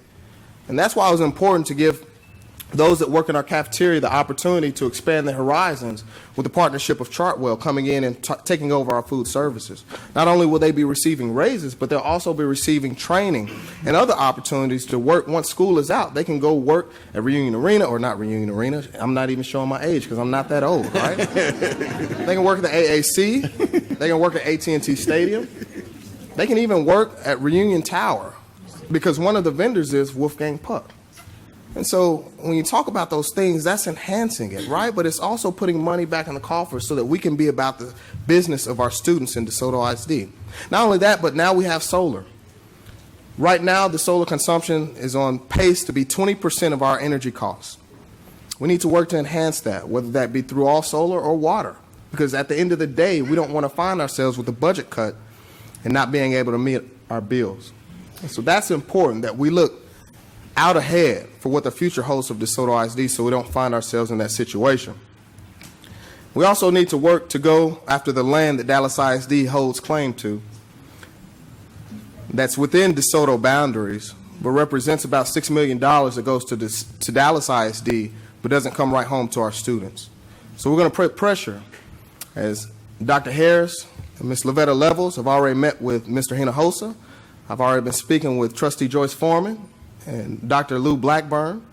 But we're going to hold their feet to the fire and make sure that we put those monies right back here in DeSoto ISD, so that once again we don't find ourselves in the same situation that we were in a few years ago. And so then we're going to talk about end results. And the end result is nothing happens by accident. You know, I remember 3 years ago when I sat with Trustee Moore, Trustee Gant, Trustee Hooper, Trustee Stripling, Trustee Pastor Kirk Crone, and we went down to San Antonio, Texas, and spoke with Lamar University, who was putting on, or Texas Lutheran University actually, which was putting on a conference. And there we talked about what the future of education looks like. And we decided at that table, we committed to charting a path that will allow our students to do exactly what they're doing this year. In a sophomore class, having a PSAT score higher than the national average. With two students going off to Stanford, to Georgetown, to Pepperdine, to all these universities, MIT. It doesn't happen by accident. It's the dedication that we put together 3 years ago to see that plan through. And so now I look forward to working with this board on our newly approved 5-year plan so that the future remains bright here in DeSoto ISD. And so the board has to come together. You know, I've only been sitting on this board 3 years. This will be going into my 4th, but I'm sure Trustee Gant can speak to this better than most. Each year, the board takes on a different personality. It's a different change. And so we have to come together as a team of 8. And I look forward to our summer retreat, in which we'll all be able to speak and sit down and talk and have an intelligent conversation about not only what the future of DeSoto ISD looks like, but the type of student we want to see graduate and come back to the city of DeSoto. So thank you. Even though I didn't have an opponent for the 1,200 votes, right, cast, or 1,800 rather, cast in this year's election. And I look forward to serving in this capacity 3 more years.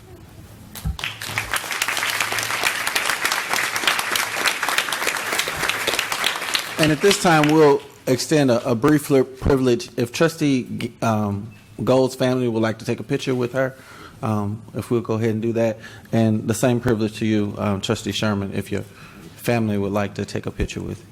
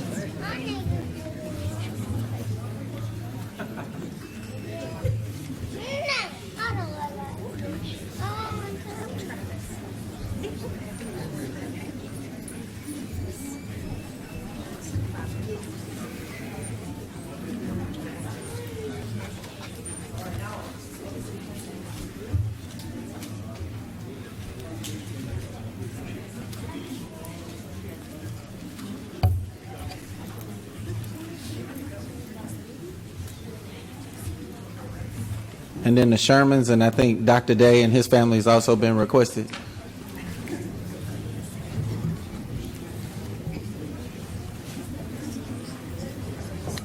Former Mayor Sherman and former First Lady Sherman.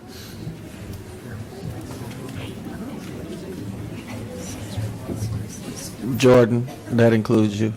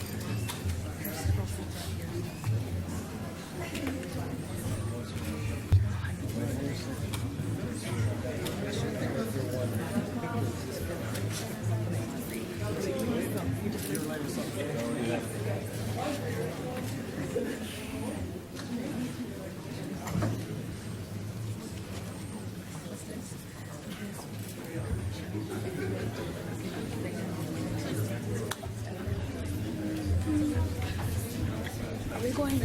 Are we going?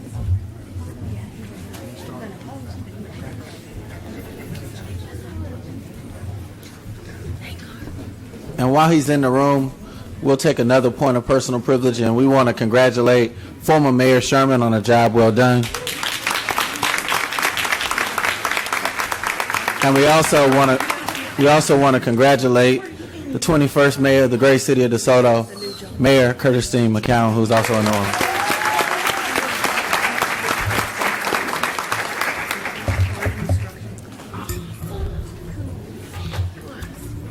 So as we clear the room, we'll be getting ready for agenda item P, which calls for the election of board officers. And so we'll start with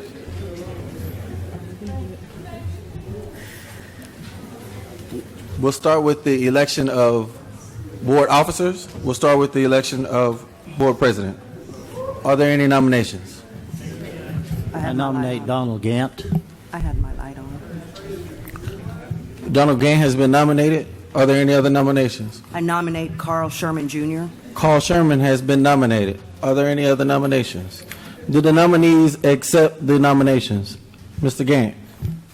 Mr. Chairman, and Mr. Hall, I very much appreciate your nomination, but I am going to have to withdraw my name. My job is I'm just not in a position right now to be able to serve to the capacity that this district needs right now.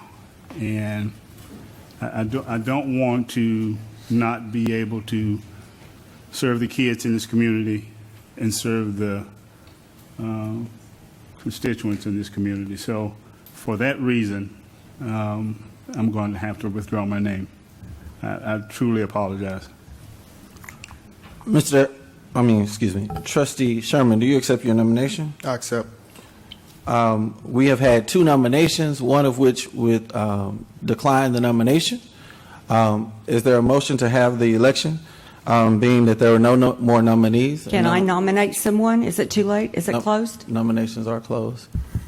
All right. All those in favor of electing Trustee Carl Sherman Jr. as board president, please signify by saying aye. Aye. All those opposed, please signify by saying no. No. Aye. Isn't it aye to no? I know it all works.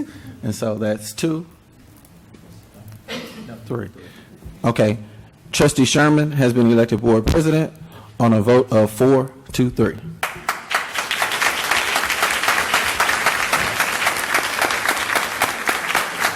The next board office is board vice president. Are there any nominations? Are there any nominations? Trustee Moncrief. I nominate Aubrey Hooper. Are there any other nominations? Are there any other nominations? Are there any other nominations? Hearing none, Aubrey Christopher Hooper has been nominated for board vice president. I accept the nomination. Is there a vote to elect Aubrey Christopher Hooper as board vice president? All those in favor, please signify by saying aye. Aye. Aye. All those opposed, please motion by saying aye, nay, or the like sign. That vote passes 7-0.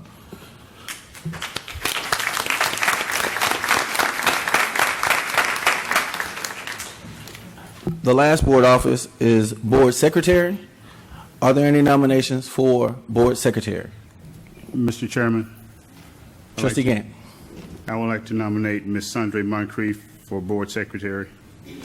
Trustee Sundray Moncrief has been nominated for board secretary. Are there any other nominations? Are there any other nominations? Are there any other nominations? Are there any other nominations? Hearing none, Trustee Sundray Moncrief has been nominated for board secretary. All those in favor of electing Trustee Sundray Moncrief as board secretary, please signify by saying aye. Aye. All those opposed, please signify by aye, nay, or the like sign. Trustee Sundray Moncrief has been elected board secretary on a vote of 6-1. Congratulations. Congratulations to all of our newly elected board officers. At this time, we will transition and the newly elected or re-elected board president will take the presiding officership.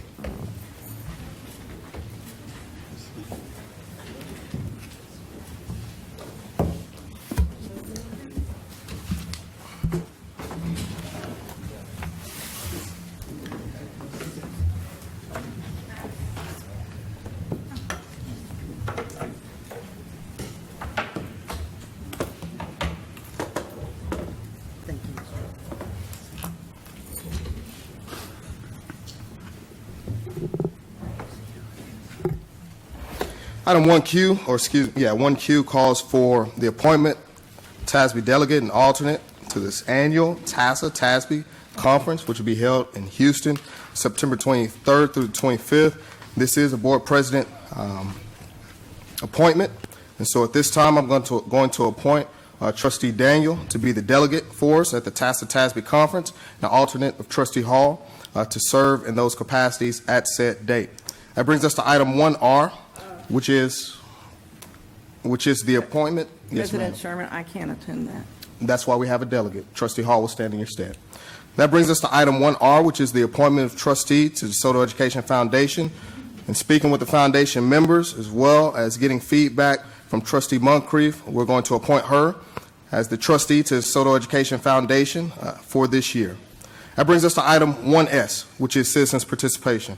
We do have need for citizens' participation today with 3 cards. I'm going to call those individuals by name. We have your address for the record, and so I will read into your hearing now statement for citizens' participation. We've designated a portion of our meeting to hear from members of our community. This is not the forum for complaints. We have procedures for hearing complaints, and those must be exhausted before a matter is brought to the board. This is a posted public meeting of the board and not a meeting of the public. In accordance with the Texas Open Meetings Act, all meetings are open to the public and media. The board may hear some matters in executive session. However, any decision must be performed in an open meeting.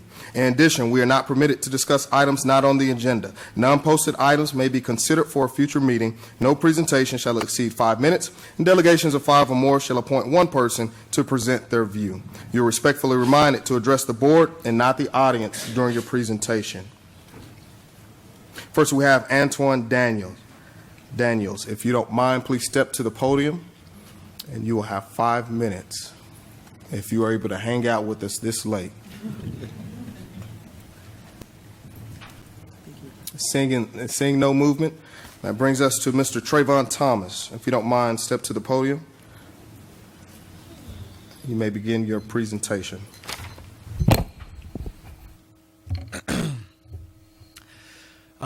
Good afternoon, board. Re-elected and all. I don't know what y'all. President still, right? President, vice. Okay. All right. My name is Trayvon Thomas. I am the senior class vice president here at DeSoto High School. I'll be graduating this year, class 2016. Woo woo.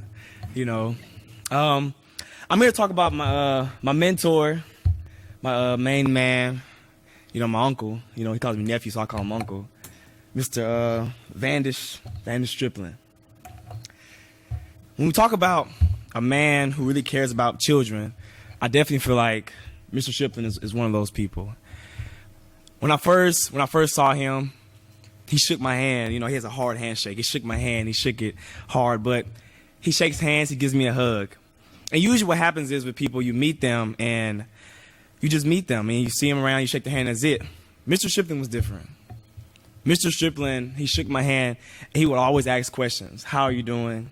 How's college going? How's your class? School? How are your friends? If you walk around DeSoto High School, I believe any kid can advocate for this. He's always there. He's around. He's in the building. He's in the classroom. He's in the office. Mr. Stripling lives at all the campuses. I'm a pal, right? I'm a pal. So I go to different elementary schools and middle schools. And I will go there. Some days I'll see Mr. Stripling there as well. He was really an advocate for everybody. He was always there. I remember I was in the auditorium one day, and I forgot to tell him about I had gotten to Georgetown. And he was like, so you didn't tell me you were going to Georgetown? I was like, I didn't even get to tell you. I got in last night, you know? But it just shows how persistent and how he's direct with what he wants for his kids, for his babies, as he calls us. He really loves us, and I feel that love from him, the joy, and I'm not going to miss him. He's going to be here. As he said, he's not going to leave. He's going to definitely be here. This is his community. We're his people. And I just want to congratulate him. Thank him for all the hard work he's put in. Thank him for his mentorship.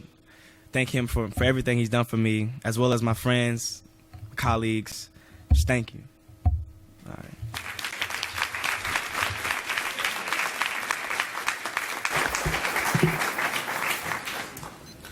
Thank you, Mr. Thomas. Next, we have Mr. Coach Chris Dyer. He's in the back. Okay.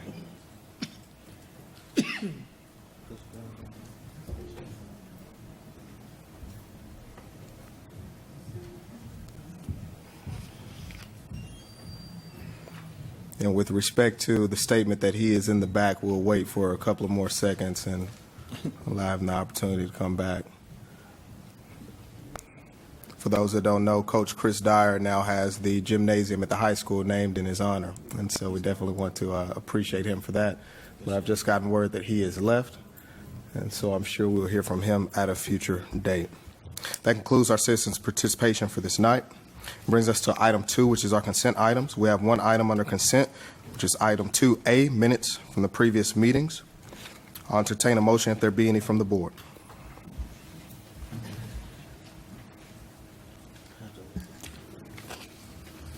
Mr. President, move to approve as presented. Second. We have a motion by Trustee Gant to approve as presented, second by Trustee Hooper. Seeing and hearing no discussion, call the question. All those in favor, please indicate by saying aye. Aye. Opposed, same sign. The motion carries 7-0. That brings us to our report items. Item 3A is April financials. Item 3B is April tax collections. And item 3C is third quarter investment report. Dr. Harris. Yes, sir. Mr. President, Mr. LaBoard, would you briefly address any changes in financials, please? Absolutely. Thank you very much, President Sherman, Dr. Harris, and members of the board. The April 2016 tax collections, our total budgeted collections, we've collected 99.8% of our budget and almost 97.5% of our current levy, so both of those are on track. As of our financial report, total year-to-date revenue in the general operating fund balance, $62 million, expenditure $67 million. Well, that's part of that reason why we have that fund balance is so that we can operate in these months when we aren't getting any state money. We should start receiving our large state payments in June and May and June and July. So we can look forward to that in the near future, and no other interesting or unusual things on that. Our quarterly financials this quarter, income earned was $37,070.36. It's much better than it has been in the past. There's been years when we didn't earn $37,000 for the whole year, and now we're earning it in a quarter. There's still some room for improvement. We know that we can do a little bit better even in taking care of the money and making sure that it's in the highest yielding and the longest term. We will be having some additional funding coming in with the bond money. It should be coming in the middle of June. That will be $27 million that we can put in some long term and really start pulling in some interest on that. So those are the items. If there's any questions, I'll be glad to answer those at this time. Thank you, Dr. Harris. Mr. LaBoard. Board, this is a standard report item. However, we will entertain any questions or discussion if there be any.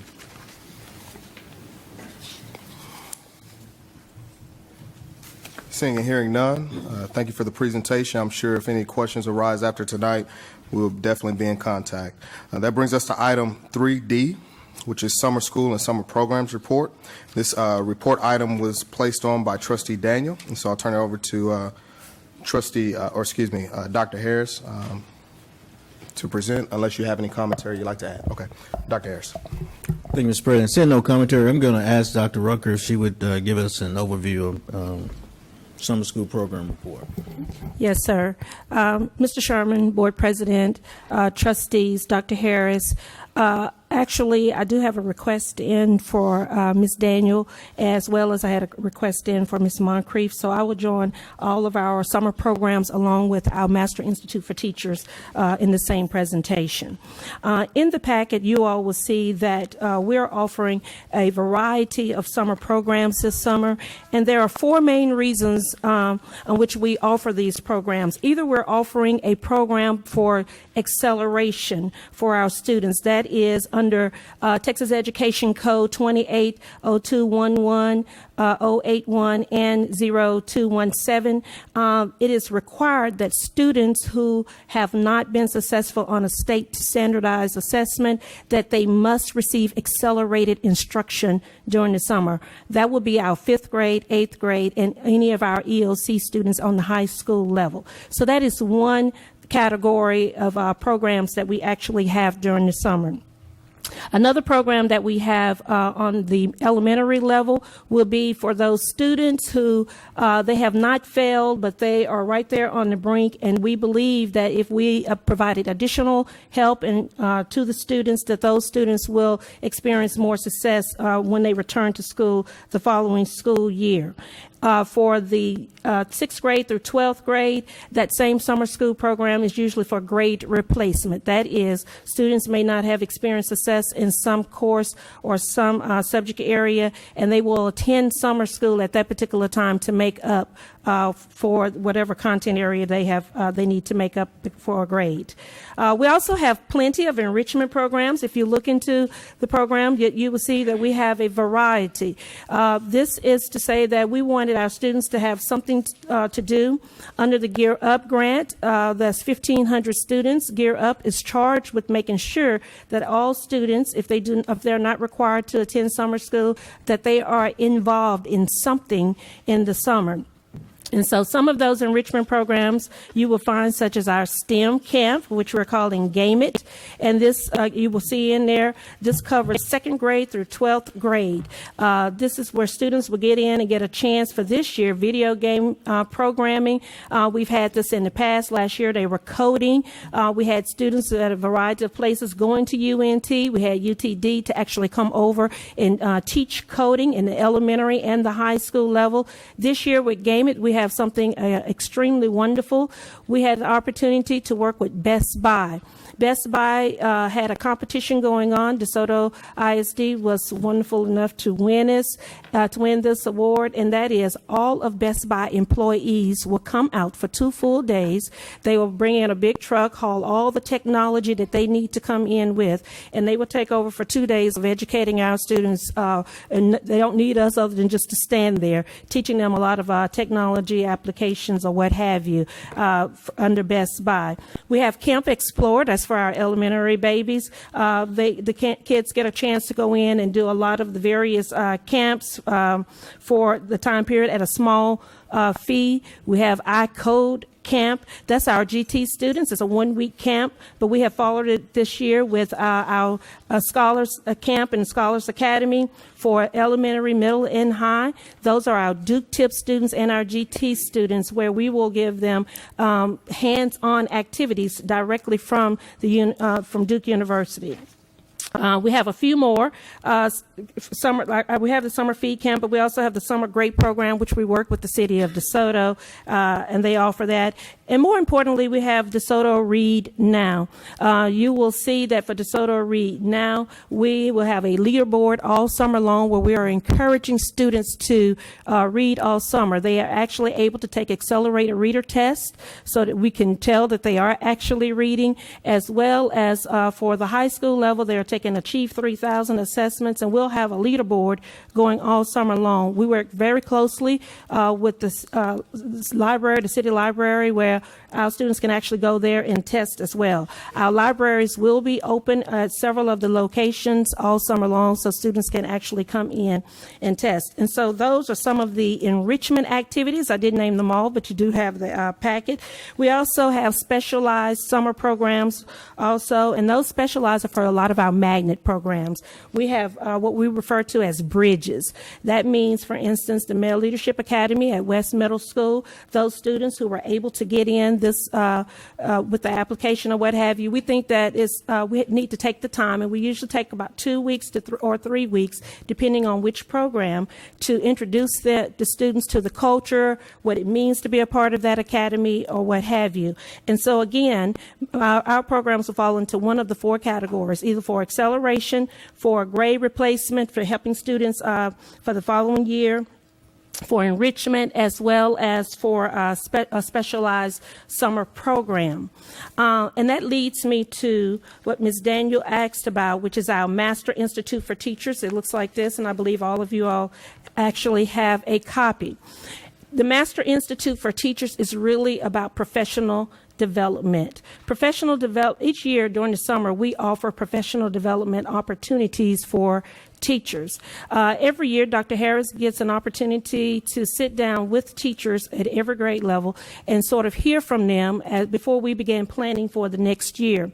And we heard the teachers loud and clear, whereas they said, well, we received training, but it needs to be ongoing, and you forget it almost the moment you leave after you've received the training. We have tried to address this in many different ways. One that you will hear a lot about once teachers return for the 2016-17 school year, which is a repository, putting training on so they can go back and look at it over and over and over again.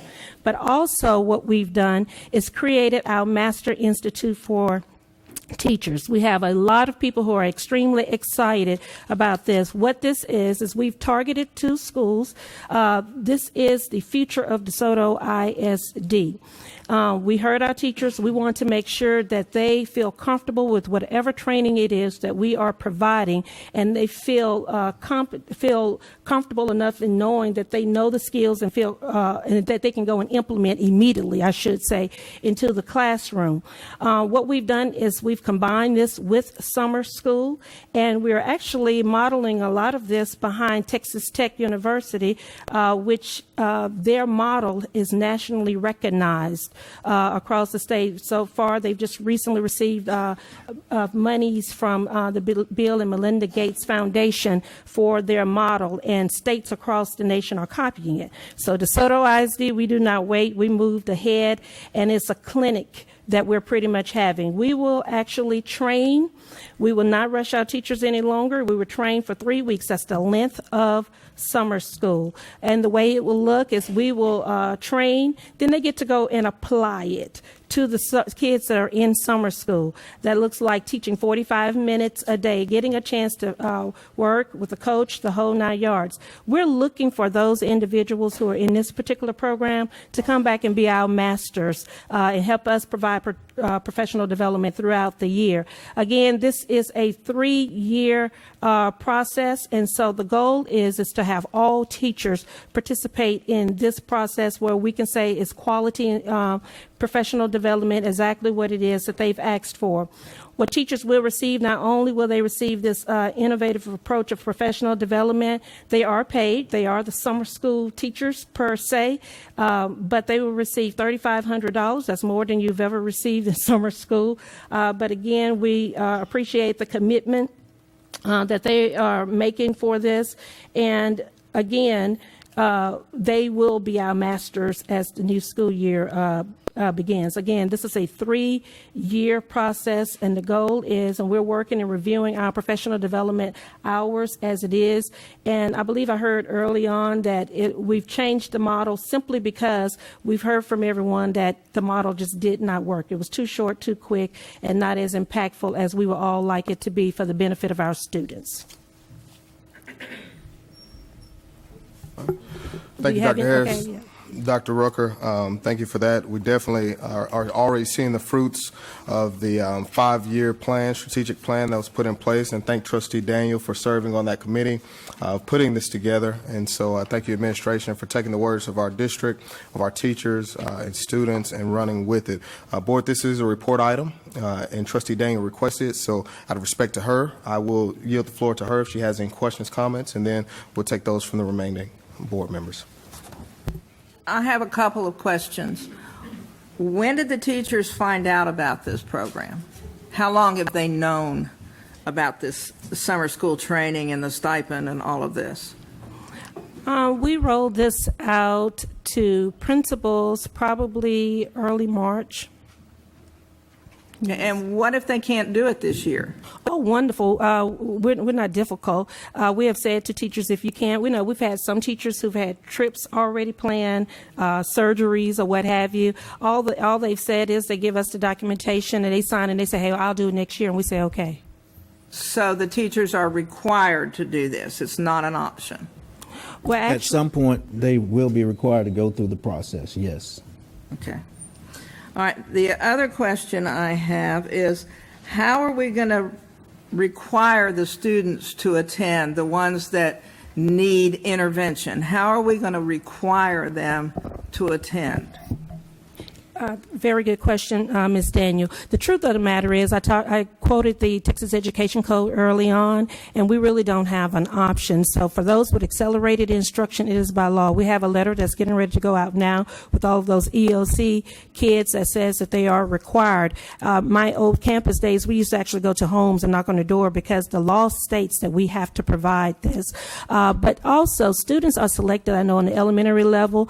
Teachers get to select those students who need that extra help to bump them up. Those students who are already going to summer school on the middle and high school level, remember they are trying to get grade replacement, so they just sign up automatically because they do not want to fail, as summer school has always gone. So summer school looks the same as it has always looked and so forth, so nothing changes there.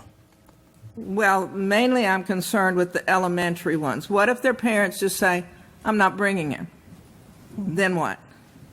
They've never, actually, that's just not a problem that they've actually had. They run summer school every year, and every year they have about 150 students that's participating in summer school. Many of the parents listen to what it is that the teachers have already said, and if they're saying, I need little Johnny to come to summer school, we've not had that problem. If so, we would have to ask the principals if they've had any individual, but we've not had that sort of problem. And remember, so if they are required to go to summer school, there is a committee that must review whether or not they may make progress to the next grade level. So that could come into play as well. So if we know that they need to be a part of that process, and if they're not there, that could impact whether or not they are moved on to the next grade level or not. So that's why it's not been an issue. Parents understand that, you know, if there's a gap in learning and that little Johnny and Sue need to get to summer school, and if not, it could impact their promotion.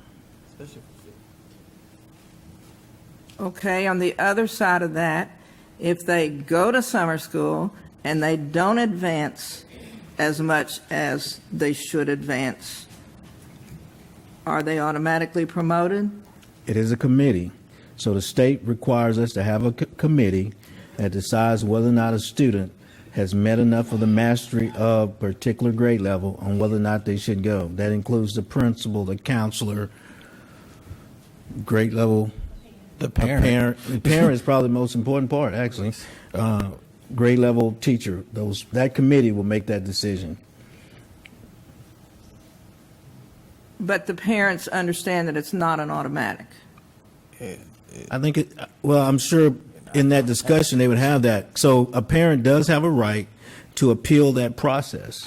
So just like anything else, if they decided to appeal the process, I guess if we're saying hypothetically, if a teacher says that a student have not met enough mastery to move on, she can appeal it. They can appeal it just like anything else. They can appeal it all the way to the board if a teacher has decided that that's not going to happen. Okay. Okay. Thank you, Trustee Daniel. I see Trustee Hooper. Well, actually, you know, if the kid is unsuccessful after the third administration, actually the appeal that triggers the grade placement actually has to be brought forward from the parent. And so if the appeal to trigger the grade placement is not brought forward by the parent or the custodian or the parent advocate, then the grade placement committee, which is what the committee is called, and this is for 5th and 8th graders under the Student Success Initiative, that doesn't happen. Now, obviously, there's a variety of different programs, and so the catch and the carrot and all of that stuff and the hook and the carrot is different for each kid, depending on which program that they're in. You know, the reality is for those who are overachievers, we have something for them. For those who need remediation and accelerated instruction, we have something for them. And so I think the concept is extremely novel, especially the component that we've added with our camps, with our magnet programs, so that they, day one, become familiar with what the curriculum is. And so, especially like for our sixth graders who are entering into the middle school, and, you know, we got a lot of stuff going on. And, you know, in order, so when the teacher hits you with project-based learning on the first day, and you haven't experienced that in elementary, oh, we got to work together, we got to collaborate, you know, we got to choose a project manager or something, you know, so that they can have experience with that and kind of deal with the kinks of that over the summer. So I think, you know, what the staff, excuse me, I'm thinking I'm at another meeting, what the administration has put forward, I think is a very novel concept. You know, I definitely appreciate the work and effort that you guys have put into it. I also appreciate the fact that that in the planning of anything that we do, and this kind of started under previous board president, Mr. C, is that we include teachers and, you know, the first layer of people in the planning process. And so what I don't want is for us to think that when we create these things or we create these camps that we don't include the front line in the planning process.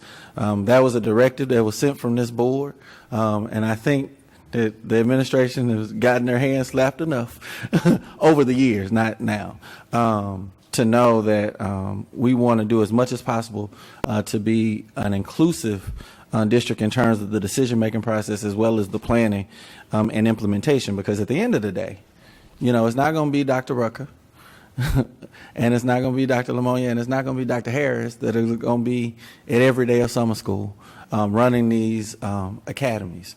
And it's actually going to be the teachers and the principals that are going to be doing this. And so to ease some of your fears, well, I don't really think that they're fears.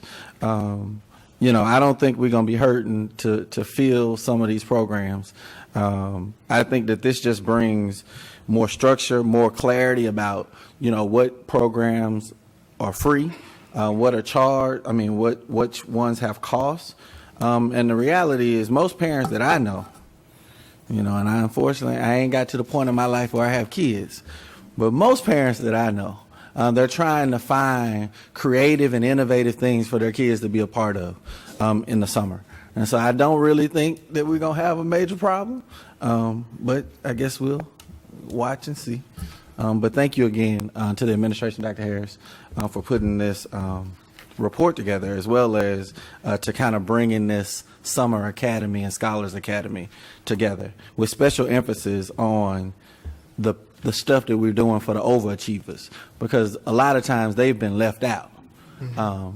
So I appreciate the special emphasis that we've added to our summer offerings to include the overachievers. Okay. Thank you, Trustee Hooper. Once again, thank you, Trustee Daniel, for not only bringing this to us as a report item, but for also working on the 5-year strategic plan.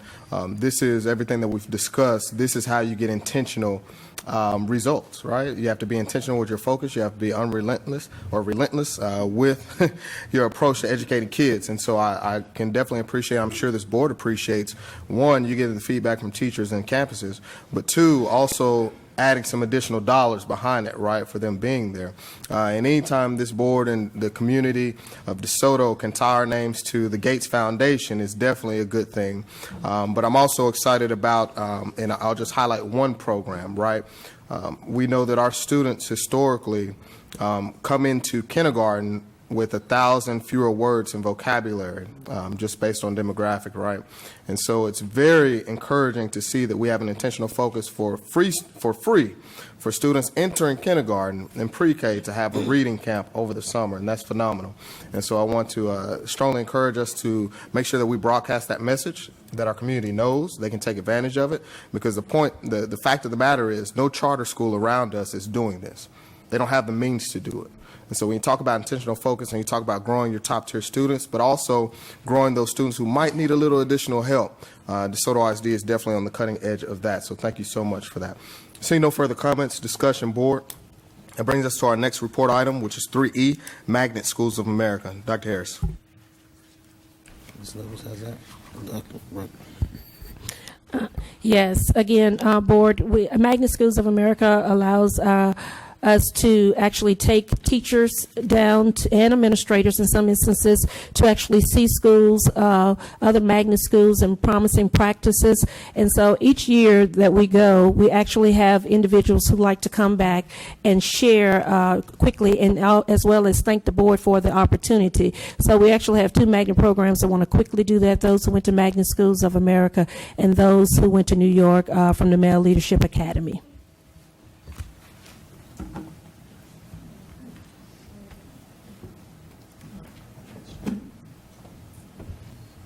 Hello, everyone. Good evening, board. My name is Alexia Robinson White, and I am one of the ISTEAM facilitators at DeSoto West Middle School. We actually prepared a small little presentation for you all to kind of show you a brief synopsis of what we saw and encountered when we went to Miami.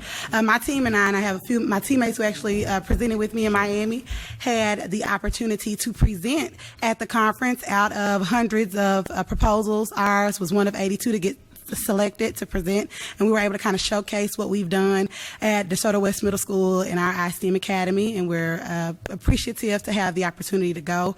We always are able to refine our professional practices, and it's really great to see what other people in the country are doing, and we are trying to bring all of those resources back to DeSoto so that we can create optimally successful programs. Hit it.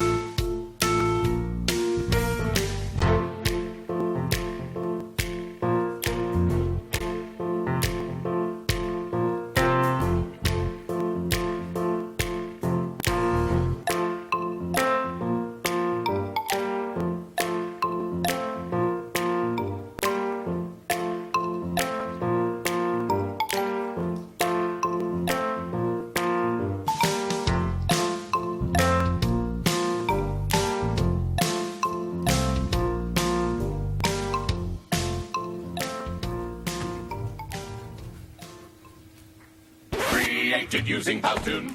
One of our students created it. That was actually created by one of the students at West Middle School. Good evening. My name is Nicholas Johnson. I am the principal at McCowan Middle School Fine Arts Academy. I also had the opportunity of attending the Magnet Schools Conference for the first year, also being this my first year at the Middle School Fine Arts Academy. It was an outstanding opportunity just to be able to hear and share how we as a DeSoto ISD can continue to move our magnet programs forward. Board, we want to say thank you for the opportunity. I took along with me two of my teachers, actually one of my counselors, one of my art teachers there, and we really brought back some great information, not only just from the sessions, but also visiting other schools, just to see what they're doing in the Miami-Dade County schools, which is a large school district with several academies that they've been doing for several years. Learning great opportunity about their magnet program, their selection process, how they get their kids really involved in every aspect and every strand. So I look forward to continued success of making our programs excellent, accelerating excellence and making sure that they are great programs here in DeSoto ISD. Thank you, and thank you for the opportunity and the funds to attend the Magnet Schools of America Conference in Miami. Thank you.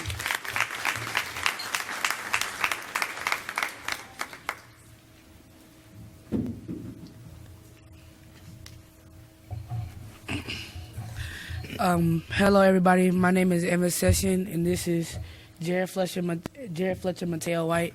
We go to the DeSoto West Male Leadership International Academy.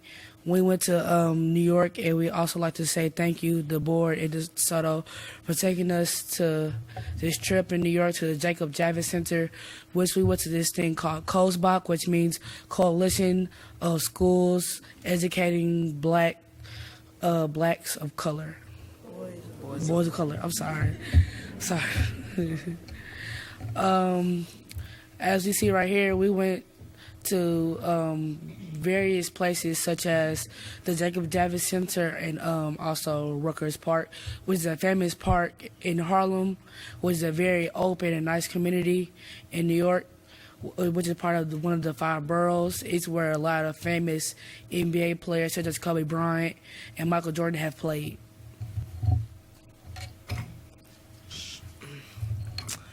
Well, we also had a bunch of fun times on the trip. We took in a lot of scenery, and it was a great experience. We thank you for that experience. We got to go to many great places in New York. We went to Ground Zero, and it had a very sad, but it also had a very vibe that we're moving towards the future. Even though it was a tragedy, it was like a standpoint to test the time of America. We saw the World Trade Center. And then, we got to bond together as a group, and I think that was the best thing overall about this trip.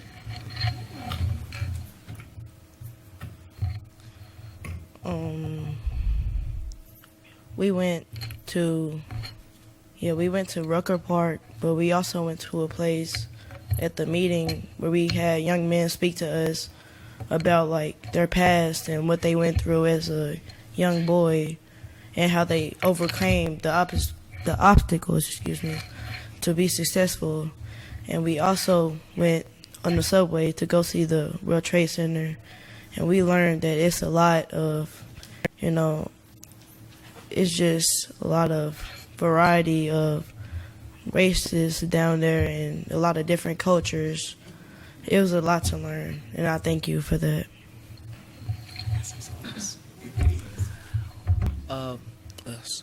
Also, we got to learn more about the African American culture. They taught us different aspects of life. Like, they taught us some Muslim, they taught us some Christian. They just taught us everything that we could learn and grow as people, as humans, and as a race. Well, a good experience that we learned was, as the New Yorkers said, we got hip-hop from New York. And as we did the Hush hip-hop tour, we went around some of the places, Harlem and all of that, to learn some of the people that started it off during the 70s and everything, and how hip-hop grew around the country, and how it was a very, not as in it was just hip hop and everything. It was more of a cultural learning experience as we went around and got on the buses and went around and saw the famous places around there. As we also went to a very famous restaurant down there called the Harlem Tavern. It was a very nice place, and again, thank you for letting us go to New York and get that wonderful experience.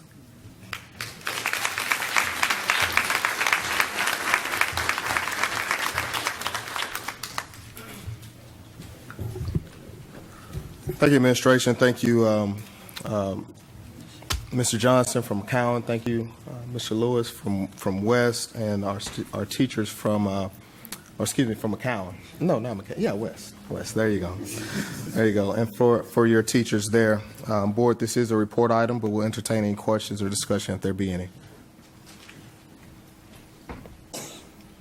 Seeing and hearing none. Are our young men still here? Are they still in right around the corner? I can't let you go home without complimenting you and your family. You guys are 8th graders, so you didn't drive here tonight. So parents, if you're in the audience, if you don't mind standing and being recognized at this time, parents, grandparents, uncles, aunts, whoever's with them.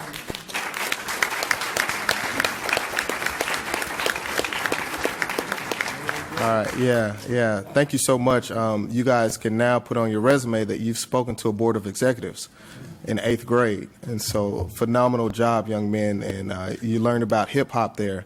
So I give you a hip hop line, right?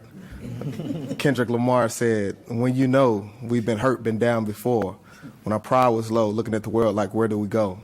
You guys can look to each other and see where to go based on your trip and exposure to culture, but based on what you're going to learn in our hallways here in DeSoto ISD. So thank you so much for presenting tonight.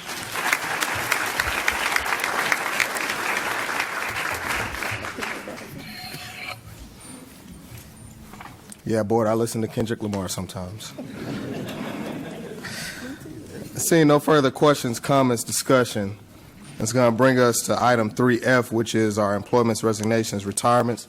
Board, this is a standard report item. We have the names there. Obviously, one noted is one resignation of our newest trustee, Ms. Kathy Gold, after serving in the classroom. And so we definitely want to congratulate her as she is now moved on to another facet of DeSoto ISD. But this is a standard report. Are there any questions, discussion on it? Trustee Daniel. I went to the recruitment picnic 2 Saturdays ago, and I don't see any names from the recruitment picnic. That would come on for Next time? That would be on for next year. So we're not hiring them like right away. So you'll see it on the next report as we head into July 1st. Mm-hmm. I think we gave the report. I think there was 31 people. So we'll be 31. Okay. Yeah, once again, board, this was something we spoke to administration about, is having an intentional focus on hiring before the month of July, right, before the month of June, and making sure that we fill vacant positions right away. And so thank you so much for thinking outside of the box to have this picnic, and it sounds like it went well. So thank you so much for that. And I think we should, for future reference, let's try and change the name of it, right? Instead of a picnic, let's name it something else. That brings us to our action items. Item 4A, which is our Student Code of Conduct Recommendations 2016 and 2017. Dr. Harris. Let's see.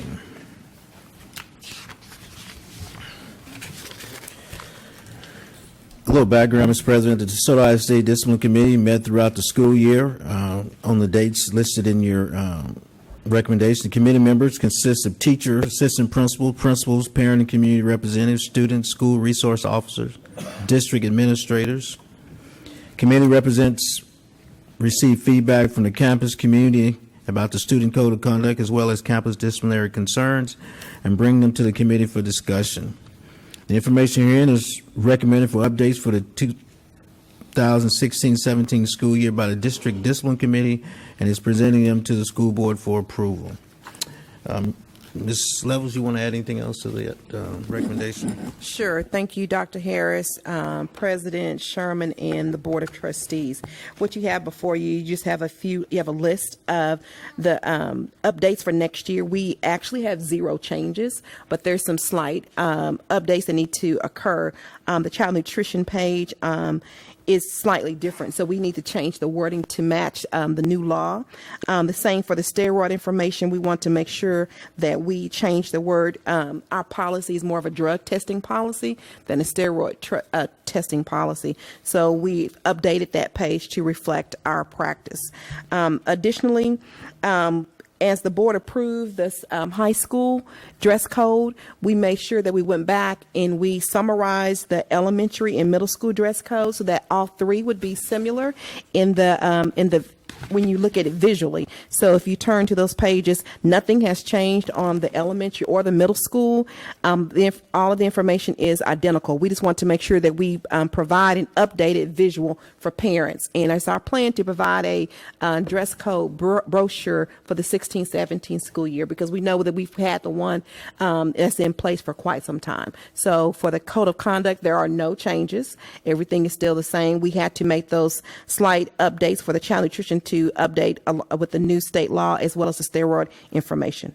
And right now, our Senate is not, they're not in place yet, but if we hear anything from the Senate, from the state, then we'll come back and we'll bring those updates from you, any type of legal updates, if we receive anything over the summer. But these are all the changes to date. Thank you, Dr. Harris. Thank you, Ms. Levels. What this is, an action item, as it is a recommendation from administration, and this is a reoccurring theme that we get feedback from our teachers with regards to any changes, and so I'll entertain a motion if there be any at this time. Move to approve as presented. Second. We have a motion to approve by Trustee Gant, approve as presented by Trustee Gant. We have a second by Trustee Hooper. Any discussion or questions? Trustee Moncrief. Yes, I had a question on your, I guess, page 46 of this document, where we talk about no hoods on sweatshirts for outerwear for pre-K through 12. Yes, ma'am. No, a lot of times, or spirit items, we sell DeSoto Eagle sweatshirts. And those are DeSoto Spirit Wears always supersedes. So these are those items that are not spirit wear. So if there's a hoodie that has DeSoto Spirit Wear, we allow those. Okay, I just wanted that to be clear. Thank you. We'll make sure that that is clear. Okay. Thank you, Trustee Moncrief. Trustee Hooper? No comment? Thank you for bringing this back. Once again, the board was very serious in making sure that we do our part and not playing into the prison pipeline that come through our schools. And this is a part of it, is making sure that our students remain in classrooms engaged, making sure that they're comfortable, but they're also not a distraction. So, board, we have a motion to approve by Trustee Gant, a second by Trustee Hooper. Any further questions, discussion? Yes, I'd like to amend the motion, because I'd like to amend the motion because I just asked for clarification. So technically, if your motion is that we're going to approve this as written, we asked for clarification. We said we're going to get further clarification. So I don't know that I, for example, can approve it as written, because I don't have the clarification here that I'm seeking. So you're asking for spirit wear outerwear to be approved, correct? Correct. We can add that. Okay. Okay. And so board, we have a motion to approve. We have a second to approve as presented. You've heard Trustee Moncrief's concerns with regards to the outerwear specific to DeSoto ISD spirit wear. And so at this time, Mr. President, yes, sir. The seconder accepts the spirit of what Trustee Moncrief is adding in terms of the language to include spirit wear in the outerwear section. Thank you very much. Trustee Gant. Quick question. Ms. Levels, you said that school spirit gear Yes, sir. always supersedes. Is that written anywhere? Yes, in our previous code of conduct, it distinctively provides direction regarding spirit wear, that is allowed on outerwear, T-shirts, any of their items that we do allow spirit wear for outerwear as well. Again, this is a summarized piece that we've tried to align so it could visually model the newly approved high school. And so we will make sure that we add that spirit wear onto this item. It's currently in the current code of conduct, so it's not making any changes in the code of conduct. Well, and that's why I asked, because I don't think we need to amend the motion. It's already there. Ms. Moncrief just needed clarification. And we're just moving the information from one page to another. So, I mean, I don't think she's going to get what she's looking for, in the sense that the information is already there. She just wanted clarification included in this page. So I don't see where we need to amend the motion. Because we're doing something that's already there. It's just Right, and we definitely want to make sure that everyone's, to this point, everyone's comfortable with whatever action we take. And so, are you comfortable with that, Ms. Moncrief? As long as the understanding is that the language is already there, then yes, I am comfortable with that. Somebody got a code? I can see it. Ms. Levels, are we on a time frame to get? No, sir, there is no time frame. We're So fine. We can would add you that. allow us to come back? If requested by the board, if the board would like us to add that, just so it's clear, because what our goal was to provide a summary for those for parents, something that they can quickly assess and utilize when they're shopping and that type of thing. We wanted something that's going to be consistent visually. Pre-K through 12. And so once we've created that high school piece, we want to make sure that the pre-K through 8 piece was just as short as the other one. And so if that's not clear, we can easily just put that there to add that. That way everyone understands that. We have no problem with that, if that's the desire of the board. Trustee Moncrief, you have any? This is your thing, are you? That's fine. I can do that. I'll accept that. Okay. Very well. So back to the motion. I'm sorry. Also, if you look at number 5, it states there that any DeSoto school logos on coats and jackets would be encouraged, and that the district does not have a symbol or a district logo to date. Once developed, a sew-on or iron patch will be available as part of the standardized uniform options. So if the school doesn't have a patch, we have the DeSoto logo, they can use any of that. So that's already encouraged. Does that suffice, or would you like that additional statement beyond the spirit wear, outerwear is approved? I'm always in favor of plain language. I would like the statement, please. Okay. So with that being said, I see you, Trustee. And all I'm saying is we don't need to amend the motion because the information is there. They're just putting it in language to her liking. So it's all the same thing. Yes, sir. Yes, sir. And we have on the floor, we have a motion to approve as presented by Trustee Gant. We have a second by Trustee Hooper. Seeing and hearing no further comments, discussion, or questions, call the question. All those in favor, please indicate by saying aye. Aye. Opposed, same sign. Any abstentions? That motion carries 7-0. Brings us to item 4B, which is DeSoto ISD Voluntary Integration Plan. Dr. Harris. Yeah, Mr. President, this is an opportunity for us once again to look at how can we bring more dollars into DeSoto ISD. So we go back, start looking at also how can we also get more diversity in DeSoto ISD. So it's kind of the rationale behind, due to the 2008 economic downturn, the DeSoto Independent School District experienced in 2008 a decline in enrollment, budgetary constraints, and a large number of DeSoto and the surrounding area white population withdrawing to nearby private, charter, magnet, or other traditional schools. The DeSoto Independent School District Board of Trustees began seeking innovative ways to either attract new students or retain existing students.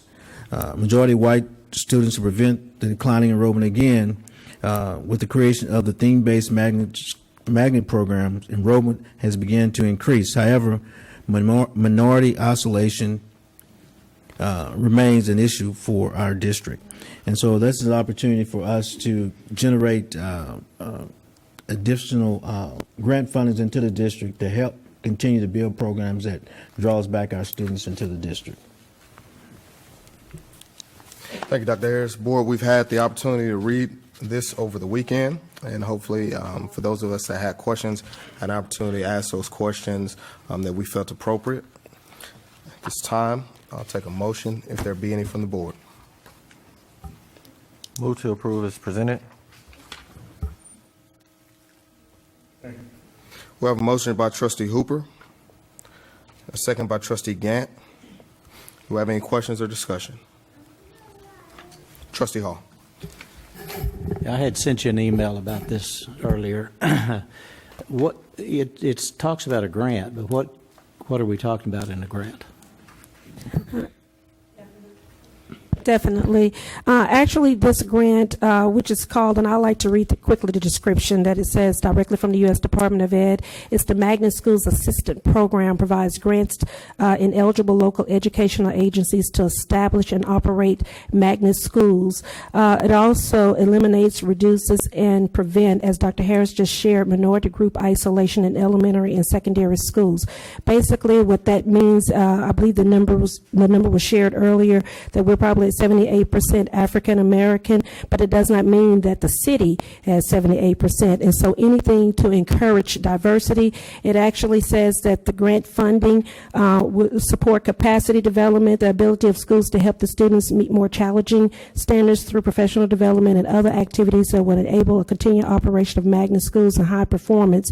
And it also promotes diversity, so forth. This would be an opportunity to get $12 million at a rate of $4 million per year for 3 years to actually work with our magnet programs. We have to have this particular plan because either you can have a plan where there are areas in which DeSoto does not suffer from this, where people try to force diversity. We don't have that issue. So then it says it's voluntary. Would we like to recruit and have a more diverse school district? The answer is definitely yes. And so they call that minority isolation when you have a large population of any race somewhere. And what can you do to attract more diversity into the school district? And so you either do it voluntary or if it's court appointed. Well, we don't have that issue like this. And so this is our attempt to have a voluntary one that we have to have inside of the grant in order to continue to apply and hopefully receive this $12 million. Okay, what else are you doing? I mean, we've not always been this way, as you well know, and I know. I've been out here 36 years, and what other ways? Because it's a difficult thing. Another thing I'd like to ask too is the magnet program is already in our schools. Does this compromise that or? No, actually, remember magnet schools are intended by definition to draw. That's the whole idea of a magnet school, just like magnets to draw. And as we've talked about, that we've seen a continuous influx of students who have not been in our district that are coming back. Contrary to popular demand, we would like to see more diversity in our district. So we're working hard on that end as well to try and draw more diversity to DeSoto ISD. We do know that our fastest growing population right now is our Hispanic population, so we're addressing that as well. But we'd like to have a more diverse school district. But you got to do things that speaks to that this is a place that for DeSoto ISD is where parents and community people like to bring their children. So we work on diversity. We work on providing opportunities and magnets that would draw students. And for the most part, as you can see, it has worked. We have continued to see enrollment increase, but we would like to see diversity in that enrollment as well. I would like to see that too, but I think you're going to have to do other things other than just get money to do it. I think there's going to have to be some changes in other areas too. Or is that in the plans too? Well, what other areas with that? Well, in hiring, for instance. We need to hire more white white administrators and white teachers. Is that I a don't see that much. fraudulent slip there, Mr.? It wasn't. It really wasn't. We have it on tape. No joke there. But let me just say this, and I would agree with you, but also we got to have people that would like to be a part of the district. Right. I think that's when we go out on recruiting trips and things like that, and I think hopefully as this board is done in raising salaries, things like that, hopefully some people change their approach to the district. And I think we have to propose our approach to what is our message that comes from the district. I think we've got to change our message about how we communicate, and some of the message that comes from, maybe comes from this level, and comes from the teacher level, and comes from the student level, and comes from the parent level, that allows, that makes parents want to become part of something that's great that's happening. So I think you're absolutely right. It takes a conscious change from all of us to make sure that happens. Right. I agree. Thank you. You agree with me? No, I'm just kidding. Thank you, Trustee Hall. Trustee Moncrief. I think it's a great effort, but I think there's a fundamental issue here that we kind of have no control over. They got to live here. I mean, these white students that you're trying to attract, fundamentally, they have to live here. That's how you get to be a part of the school district, first of all. So it's one thing to say we need to hire more white teachers, but the white students that we're trying to attract, fundamentally, they have to live here. So then that becomes a bigger overall issue for the city. That's not really a school district issue. That's the city's. I mean, it's a city issue, a citywide issue, because right now our city population sort of mirrors our school population in that African Americans are the majority makeup of the residents in the city. So I guess we have to work hand in hand with the city to do whatever we need to do to continue to push DeSoto as an all-American city that's attractive to all races, and to make it a place where everybody wants to come, go to school, live, work, and play. Thank you, Trustee Moncrief. Trustee Daniel. I think we need to talk to the realtors.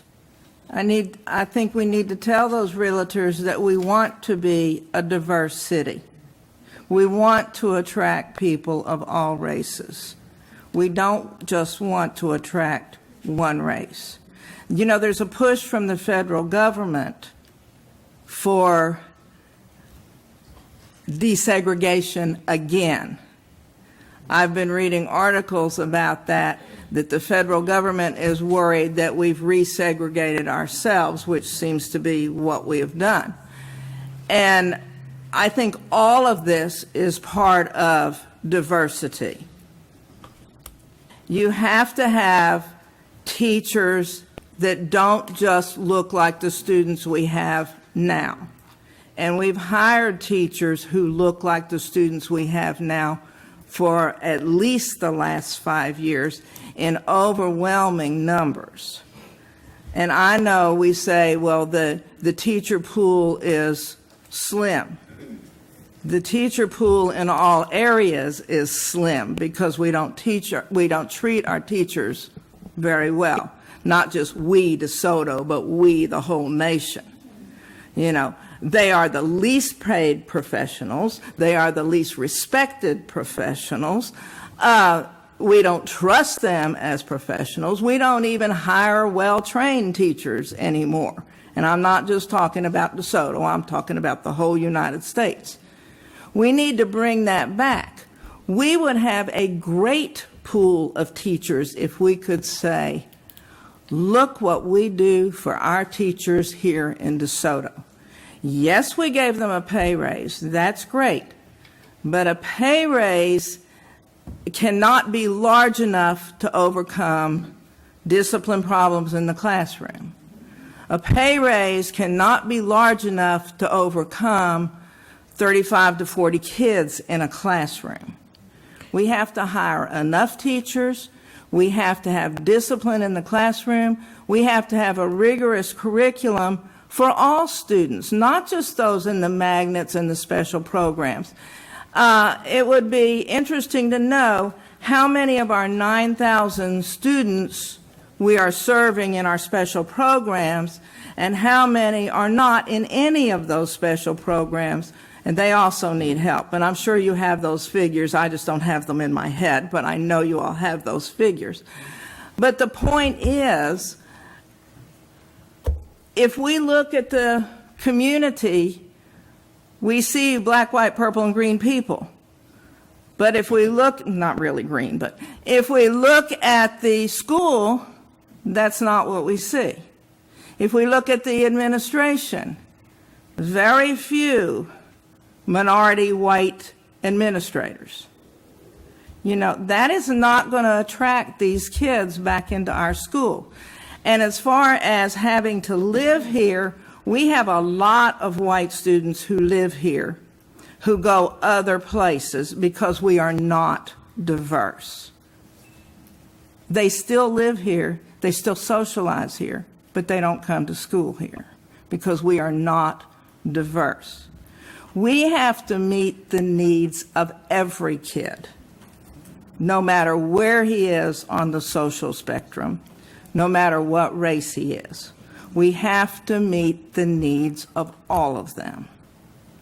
We have to hire well-qualified teachers, teachers who already are certified when they come in here. When teachers leave, we need to ask, why are you leaving? Personal is not a good enough reason for why am I leaving. You know, personal covers a whole lot of things. Teachers will tell us if we ask them, and the board needs to see a report. Why is this teacher leaving? You know, is it the working conditions? Is it a conflict in personalities? You know, let us see that. Did your husband get a job in China, so you're moving to China? Let us see what those reasons are, not just personal. But we have to educate our kids. We have to prepare them. I am in no way, shape, form, or fashion against programs. I like all these programs we have. I especially like the Young Men's Leadership Program. I think we need one for women, and I know we're going to have one. But we need to prepare everybody, not just the elite few.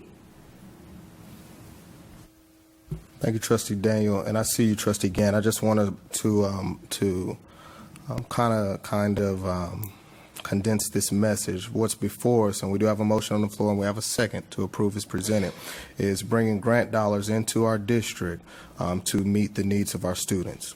So this conversation, I know, has grown legs and gone in different directions. But what's before us right now, which has a motion and a second, is to approve bringing grant dollars in to our students, no matter what color they are. Trustee Gann.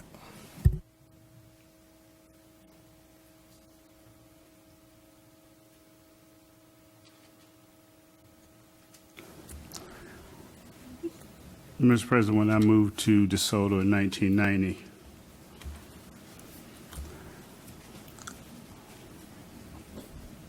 the district was predominantly white.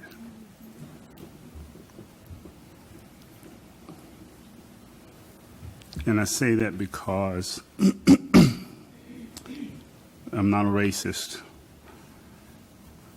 Because if I was, I wouldn't have moved to a community that was predominantly white. I moved to this community. I looked at Duncanville, Cedar Hill, and DeSoto. I chose to come to DeSoto because of the educational system.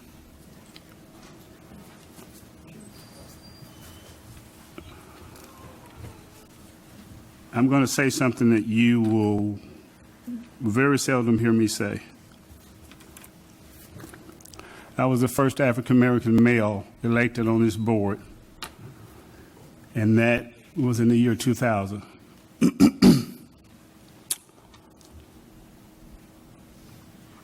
It's not that this administration or any other administration does not want to hire white teachers, Asian teachers, or whatever the case may be. They're not applying and they don't want to come to the district. And this is something that we all face nationally. Ms. Daniels said it. This is a national problem. But to be more specific with DeSoto, the demographics, and demographics does not always only include race.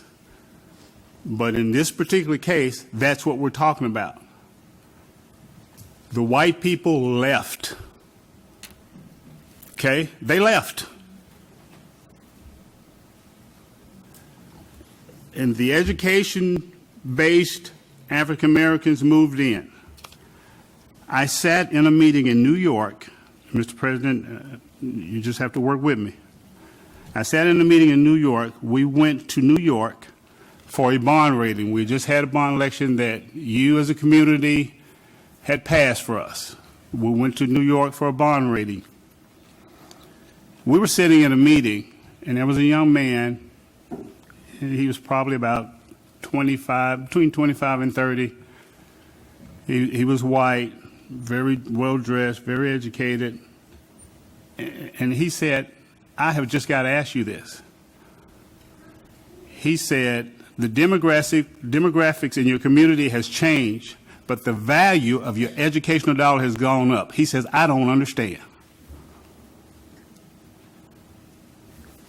So why is the thought process that way? Now, I'm not saying this because I'm a bigot and I'm prejudiced, but think about what I'm saying. There was nobody coming to that podium when it was predominantly white, nobody coming saying we need to hire more black teachers. We have got to hire what's best for our kids. I don't care if they're all purple. Every teacher in this district can be purple. It wouldn't matter to me because I moved to DeSoto because I wanted my kids to receive a doggone good education. Now, it is not anybody's fault that's sitting in this room right now that the demographics changed. They did. The white people left, regardless of whether you might like it or not, but they did. They all went to Midlothian. Okay, and the black people moved in. But guess what? As a board, regardless to what color they are, we still have to educate them. We have to. We don't have a choice. Take the 7 of us and get us out of here. They're going to bring in 7 more, and they got to educate them. 100% Asian, they got to educate them. It doesn't matter. It does not matter. And there's some excellent black teachers sitting here, and there's some excellent, outstanding white teachers sitting here.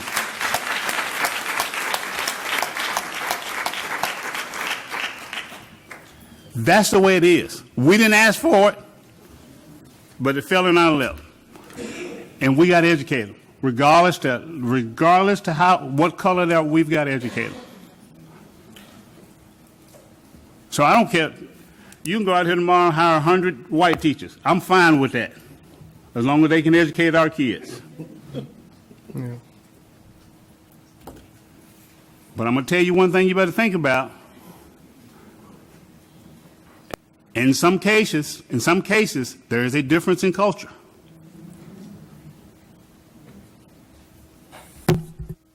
And if you don't understand me culturally, sometimes it's difficult to educate me. Yes.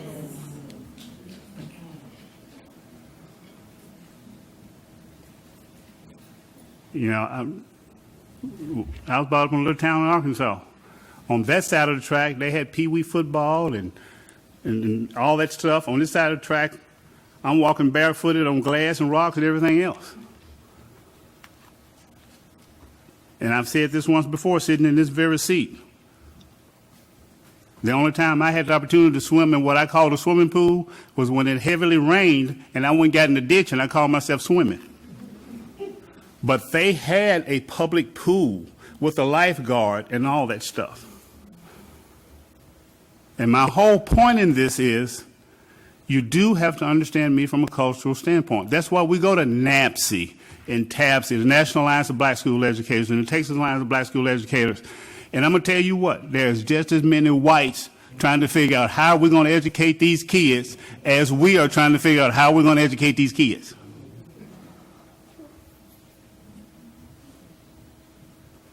That's the way it is. We didn't ask for it, but it's here. So my recommendation, Mr. President, and like you said, we done kind of veered off there somewhere, but the focus needs to be on educating every single kid that crosses the threshold of our schools every single day. I don't care what color he is. And I don't care who educates them, as long as they know what they're talking about, and we still keep sending them to Georgetown and Stanford and everywhere else. Yes, sir. That's what's important. And that's my 2 cents. Yes, sir. Thank you. Thank you, Trustee Gant. I think we can pass the plate here in a moment. Just want to, I don't see anyone else's light on for comment. I just want to, I'm sorry, Trustee Hall. I have one. Do have another comment. I remember when Don Gant ran for election to the board. I supported him. I voted for him because I think he's a great man, and I have no problem, absolutely no problem. I didn't grow up with African Americans. I grew up with Hispanics, quite honestly, from New Mexico. I didn't know anything else. But what I want is, this grant apparently is about changing demographics. And I don't want to make anybody mad or give you a wrong impression. What I'm saying is there's more than just the money that we've got to do to correct what we have, whatever, if we can. I don't even know whether we can or not. But I know that we have students in this city. I'm a realtor, and I work, unfortunately, in Midlothian sometimes, and I have talked to I've talked to African American families back several years ago that were leaving DeSoto because they didn't like what was happening here. Now, I don't know how you compute that. I know there were white people there. I didn't leave. I'm here. I love DeSoto. I think it's a great city. But we're going to have to do more. It's just my opinion. We need to do more than just get another grant to fix if it is a problem. And that's all I'm asking. I want the brightest and the best teachers. I want to raise our teachers up to where they're professionals like doctors and lawyers. Well, lawyers, I'm not sure. But like doctors and lawyers and others who have a profession. Teaching is a profession. It's a professional profession. And I appreciate what teachers do. They do it and they don't do it for the money, I can tell you that, because they don't make that kind of money. But they do it because they love these kids that they're teaching. I have one in my wife was a teacher, and I've told her over and over and over, I don't know how you do it. I couldn't do it. But I would say let's raise our value of our teachers, first of all. I don't care what color they are. As long as they can teach our kids, I don't care what they are. But we have got to get teachers that are qualified to teach our kids. That's all I'm asking you to do. And if this grant will help, great. Thank you, Trustee Hall. Trustee Hooper. And I just think, to sum it up and bring it home, this is just another one of those intentional things that we are doing to address issues that we all know are very passionate to us, as well as affect what it is that we want for this city, as well as what we want for this district. We want this to be a world-class school district and an all-America city in the truest sense. And so that doesn't look like a mono-ethnic city. And so I think we're all very conscious of that. And I think everybody around this table is committed to just wanting the best, period. I mean, I can just say, period. Some of my best teachers, guess what, guys? They were not black. Some of them were, but some of them were not. Some of them were Asian, actually. And one of them sitting back there. And she probably hit her head because she knew I was going to do this. My fourth grade teacher, Mr. Gucci, who unfortunately is retiring. And it's not for personal reasons, it's because she's just ready to do something else, and she's been here forever. But, you know, I think the reality is this is just another intentional approach to try to get the dollars to be able to accomplish some of the things that we're trying to do for the school district and this city. When you actually look at the plan, there's some intentional reasons that certain schools were left out. Because in itself, it doesn't necessarily suggest diversity to its truest sense. So you won't see West Male Leadership Academy because it's a single sex. And so there's a portion of diversity in its truest sense that is left out. And so that might compromise our ability to actually successfully get the grant. So I think that, you know, it was very deliberate and intentional in terms of the steps and the process for which, you know, the grant development will go forward. And I must say, our track record in acquiring grants, we're pretty good at this point. I mean, we got one of the best grant writers. I mean, and here's the thing, he's committed to DeSoto. Others have tried to pillage him and tried to recruit him and tried to, you know, get him to do things for his district. But it's something special that he sees in DeSoto, while he has told our surrounding districts, no, I just don't see it there. But it's something special that he sees about this district, about this community, and it's something that the funders see, that is something very special about this community. And at the end of the day, we just want the best in front of our kids regardless of what they look like.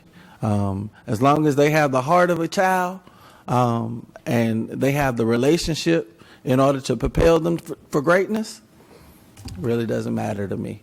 But how do you do that? Some of that is money.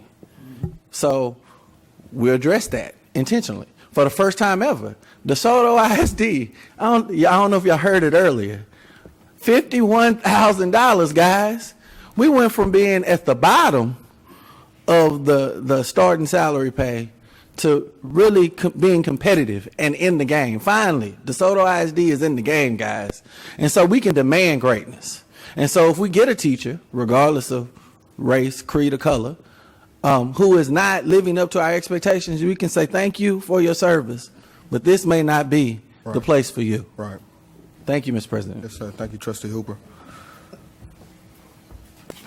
Seeing and hearing no further comments, I just, in summary, just a couple of things, because we talk about misinformation. We'll make sure we address everything. First of all, teacher-student ratio was said 35-1. We know that's not necessarily accurate, and I say necessarily, that's not accurate. And so I would encourage anyone on the board that knows of a teacher that has 35 students in their classroom to contact administration, because to this date, that's not happening in DeSoto ISD. So that's the first thing. Secondly, each year the board receives exit interviews, which are detailed, and it's actually detailed to show you exactly what the teacher said when leaving the district. I believe that was something Trustee Hall requested that the full board receive. So annually, we receive a detailed exit interview for every person that leaves the district. So if any board member is not receiving that information, as we'll receive it in a couple of months, right, when the summer starts, or a couple of weeks actually, then I encourage you to work with Dr. Harris to get that report, because I don't know why one person would not get it as opposed to the entire board. That's something made available to all of us. Secondly, or thirdly, one of the things that we see is a superintendent is evaluated based on systems. systems that are put in place. Dr. Harris and this administrative staff has recognized a broken system, and that's not unique to DeSoto. We saw DeSoto Police Department go through this same thing when they brought in a new police chief. And the first thing you do to address a broken system is, one, you fix it, right? You address it. But it all begins with personnel. I believe it's Steve Jobs that said the first thing in having a successful company is hiring right, hiring employees. The city of DeSoto and DeSoto Police Department a few years ago, with Chief Costa coming on board, went to a rubric system in which everyone can see exactly how you score.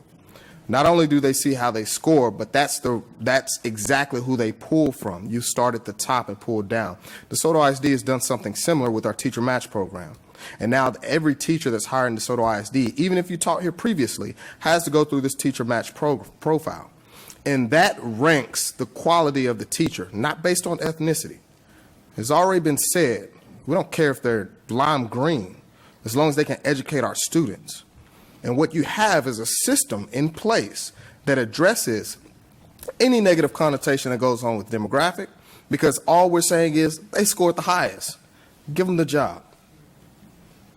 And at tonight of all nights, when we have two campuses here, Ruby Young and Woodridge, to tell them publicly we're hiring too many blacks is offensive. We're hiring the best teachers for our students, period. And if you come in here tomorrow and that demographic changes because they're the best qualified, by golly, hire them. And this board will support them. So I don't want any teacher, any district personnel in the staff or in the district to go home and second guess their hiring status. Was I an affirmative action hire? No, you're the best qualified person for the job. And that's why we put in intentional things to make sure we're growing teachers, that you don't stay where you were when we hired you, but you continue to grow and meet our students' needs. So bottom line, continue hiring who you're hiring, so as long as they are the best qualified candidate for the job. Continue to give them growth opportunities with professional development so that they don't stay stagnant, but they continue to grow, because our students deserve it. And as Trustee Gant said, it doesn't matter who comes through that door. We're not realtors. We don't build houses. We're not on planning and zoning committee. We're not on the city council. We're just here to educate. That's it. We're not getting out the tower. We're doing what we're here to do. And that's cast vision for the district and make sure that our students have every tool to be successful in life. So having said that, on board, there's been a motion to approve bringing in grant dollars for those students who were charged with educating. There's been a second to approve as presented. I'll call the question. All those in favor, please indicate by saying aye. Aye. Opposed, same sign. That motion carries 7-0. Board, that brings us to item 4C, personnel recommendations. We do have a few personnel recommendations for tonight, which is why the bulk of the folks are still here. I assure you, thank you for hanging in there with us. I assure you that we are excited about the recommendations coming forth, as well as each of you for supporting DeSoto ISD in whatever capacity you serve in. We're going to move into executive session right now under 551.074 personnel matters. The time is now 9:48, and we'll be right back.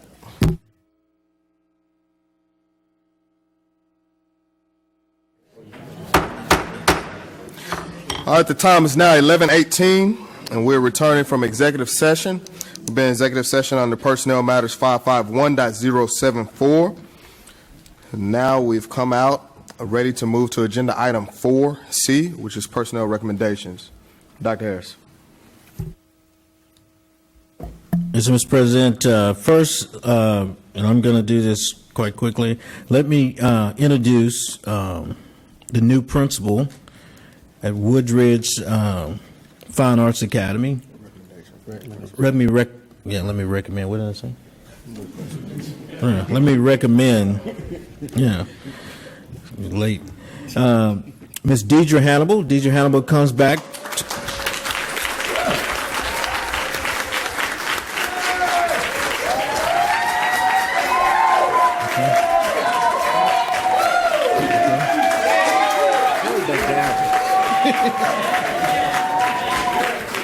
Okay. Ms. Hannibal comes back to us from Garland.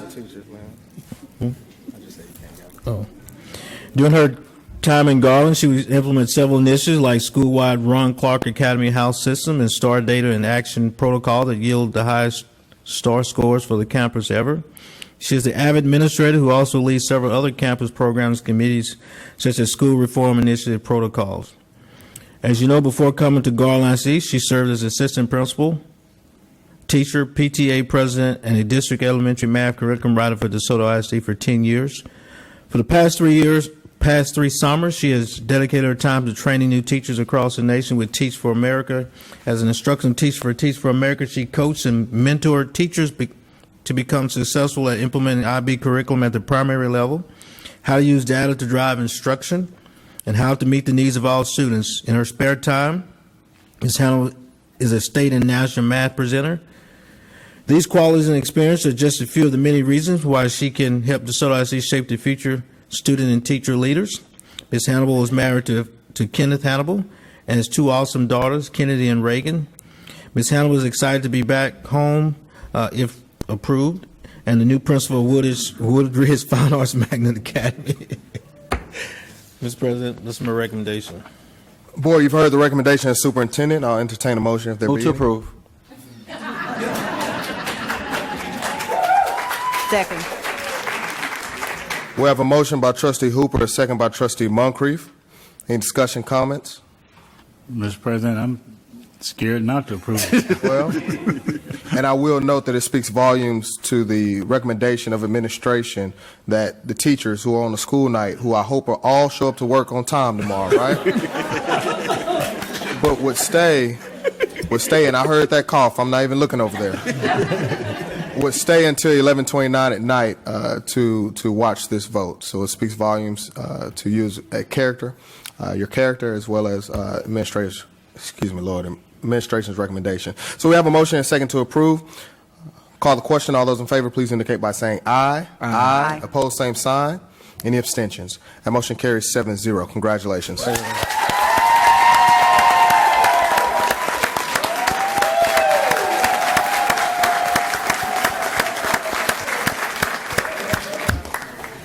Dr. Harris, is there another recommendation? Yes, sir, Mr. President. I have another recommendation. This recommendation is for Ruby Young Elementary School. I'd like to recommend to the board Mr. Kevin Oliver. Mr. Oliver was born and raised in Waveland, Mississippi, a small town that rests on the coast near the Mississippi-Louisiana border. He is the only child of a mother who educated children for over 30 years. She was a teacher. Since his mother inspired him also to commit his life to making a difference in the lives of children. After high school, he attended Dillard University in New Orleans, Louisiana, where he earned his bachelor's degree in mass communication. He later earned a master's in education leadership from the University of North Texas at Dallas. Mr. Oliver's overall career began in Dale Valley ISD as a special education teacher. Upon relocating to the DFW area, Mr. Oliver continued his career in Crawley ISD. In Crawley, he served as a math teacher where he was named Teacher of the Year before being promoted to math specialist and leading the campus to his first ever distinction in math. The next chapter of Mr. Oliver's education journey took him to Richardson ISD. In his first 2 years in Richardson, he served as a curriculum specialist, providing teachers at all 41 elementary schools with instructional support that helped them meet the needs of their most struggling learners. In his current role, Mr. Oliver is the assistant principal at the historic Hamilton Park Pacesetter Magnet School. Mr. Oliver's ultimate goal is to inspire children to become the best version of themselves. He truly believes that if one can break through the limitation that they have self-imposed, they will soon realize that there are no limits and only possibilities. Mr. President, I recommend Mr. Kelvin Oliver for the position of principal at Ruby Young Elementary School. Thank you, Dr. Harris. You've heard the recommendation. Board of Administration, I'll entertain a motion if there be any. Move to approve the recommendation, Superintendent.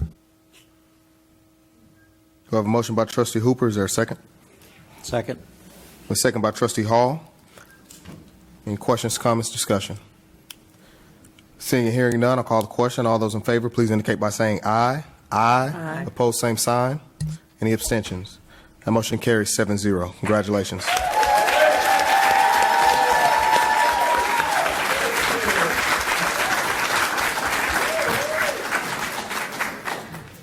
Dr. Harris, is there another recommendation? Yes, sir. Mr. President, I would like to recommend for the position of employee relations. I don't think she's here. Oh, yes, she is. Okay, awesome. Ms. Jeannie Lunsford. I'm sorry. Ms. Lunsford is associate. Hold on one second. Let me make sure. Let me get this cleared up. What did I do with my paper? I don't think she's in there.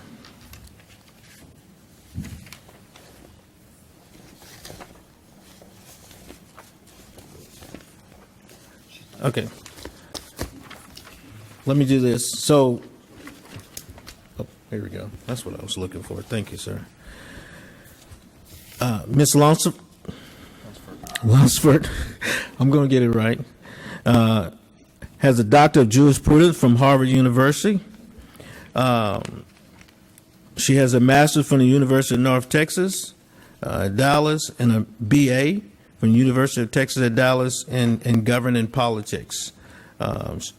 She also has certification, Texas State Board of Education, TA certification in Social Studies Composite, English Language Arts, Speech, CT, Business Education, Trades and Industry. She's State Board of Texas licensed attorney. Her most recent position is with Grand Prairie ISD, where she initiated and actually built their law program basically from the ground up. So, Mr. President, I'd like to recommend Ms. Lunsford as the employee relations position for DeSoto ISD. Move to approve. Thank you, Board. You've heard the recommendation of Dr. Harris and administration. We have a motion to approve that recommendation by Trustee Hooper. Is there a second? Second. We have a second by Trustee Moncrief. Any questions, discussion? Seeing and hearing none, we'll call the question. All those in favor, please indicate by saying aye. Aye. Opposed, same sign. Any abstentions? That carries 7-0. Congratulations.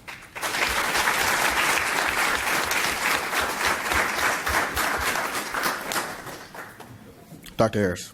The next recommendation is for HR Director position. Tonight we recommend Dr. Kevin Phillips, who has served as Director of Administrative Services for Teague ISD, the right hand to the superintendent since July 2014. He oversees an annual budget well over $2 million and a district of 1,300 students, 230 professionals and paraprofessionals. Dr. Phillips' leadership philosophy is one of shared empowerment. He advocates the consensus decision-making authority of site-based and district-based team. Experience has taught him that his approach allows an organization to cooperatively and successfully move forward in the areas of staffing, planning, hiring, and curriculum selection. Mr. Phillips believes that education is the way we turn dreams into realities, and it is our responsibility as educators to do everything we can to help kids' dreams come true. Mr. Phillips is also involved in his community, serving as a member of the Teague Chamber of Commerce, Lions Club, and as a member of Crossroads Christian Church in Grand Prairie. In October 2003, Dr. Phillips married his wife, Christy, special education teacher with Irving ISD. Together, the Phillips have 5 children. Mr. President, I recommend Mr. Dr. Kevin Phillips for HR Director position. Move to approve. Thank you, Dr. Harris. Board, you've heard the recommendation of Superintendent. We have a motion to approve by Trustee Hooper. Is there a second? Second. We have a second by Trustee Hall. Any questions, comments, discussion? Seeing and hearing none, call the question. All those in favor, please indicate by saying aye. Aye. Opposed, same sign. Any abstentions? The motion carries 7-0. Congratulations.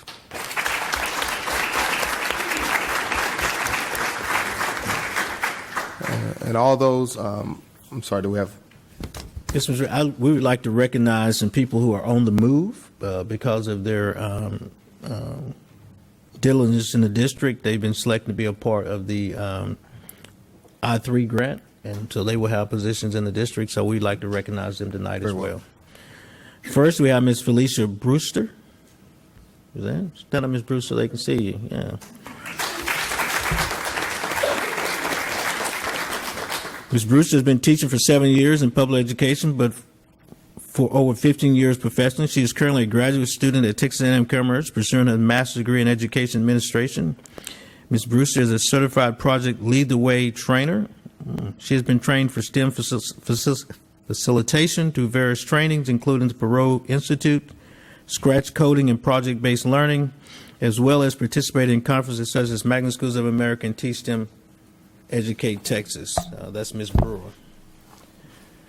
We also have Ms. Tina Harris. Ms. Harris. Ms. Harris has been searching for ways to address concerns within her community and society as a whole. This propelled her into the field of education. The first 7 years of her career was spent educating the youth in various science fields, from biology, chemistry, physics, and more. She worked in Dallas ISD and Cedar Hill until she finally purchased a home with her husband and family. As a first-time homeowner, she finally found a community she could belong to and serve. Shortly after that, she began working at DeSoto ISD, where she has been given an opportunity to explore teaching engineering, the STEM program at DeSoto High School. So thank you, Ms. Tina Harris.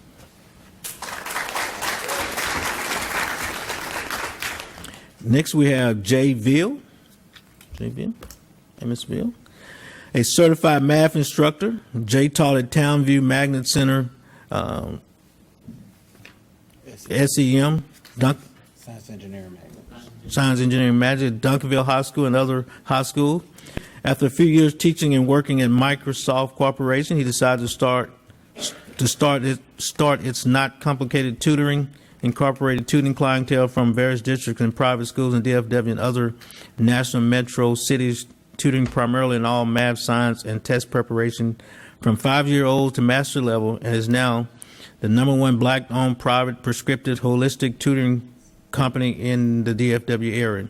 In addition to serving as CEO of Inc. Tutoring, he is a STEM coach, helping lead STEM initiatives for a district in partnership with the Department of Education, adjunct mathematics professor at Strayer University in Cedar Hill and North Dallas.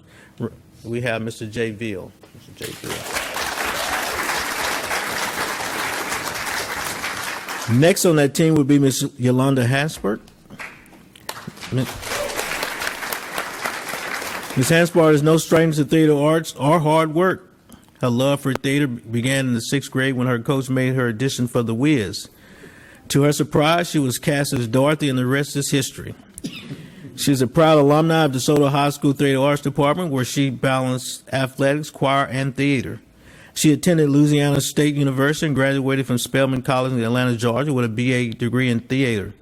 Her recent accomplishment is receiving her master's in education administration in May of 2015. Congratulations, Ms. Hansbert.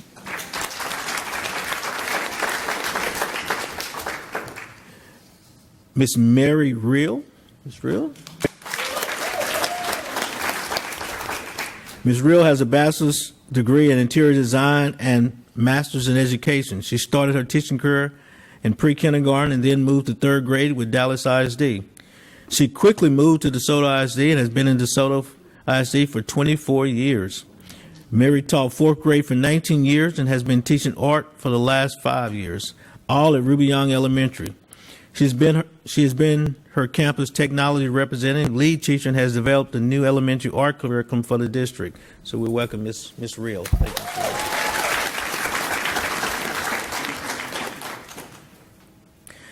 Also, as you know, we have a partnership with Texas Tech University. It's called a 2+1 program, where we actually have teachers that will be entering into a program with Texas Tech, where we'll be growing our own teachers in elementary school. And I'd like to introduce our site coordinator for that program that will be working closely with DeSoto ISD, Cedar Valley, and Texas Tech. And that person is Miss Mary Alice Zavala. She had to leave? She had to leave. Okay, I can understand. Yeah. So, Ms. Zavala, we'll introduce her at another time. Mr. President, that is all the recommendation, I think, unless I missed anything that we have for tonight. Thank you so much, and we look forward to working with those individuals, or having those individuals work on behalf of our students in their various capacities.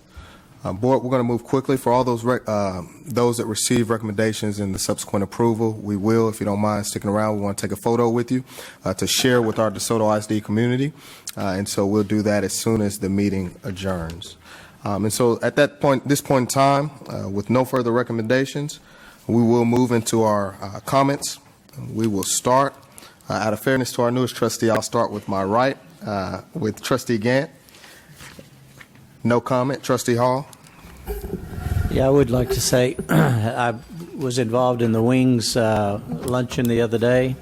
Watched some kids get their, or actually prepare to get their diplomas in about 5 or 6 days. And I'm proud of those kids. I'm proud of Wings and the folks that work over there. Thank you. Thank you, Trustee Hall. Trustee Hooper.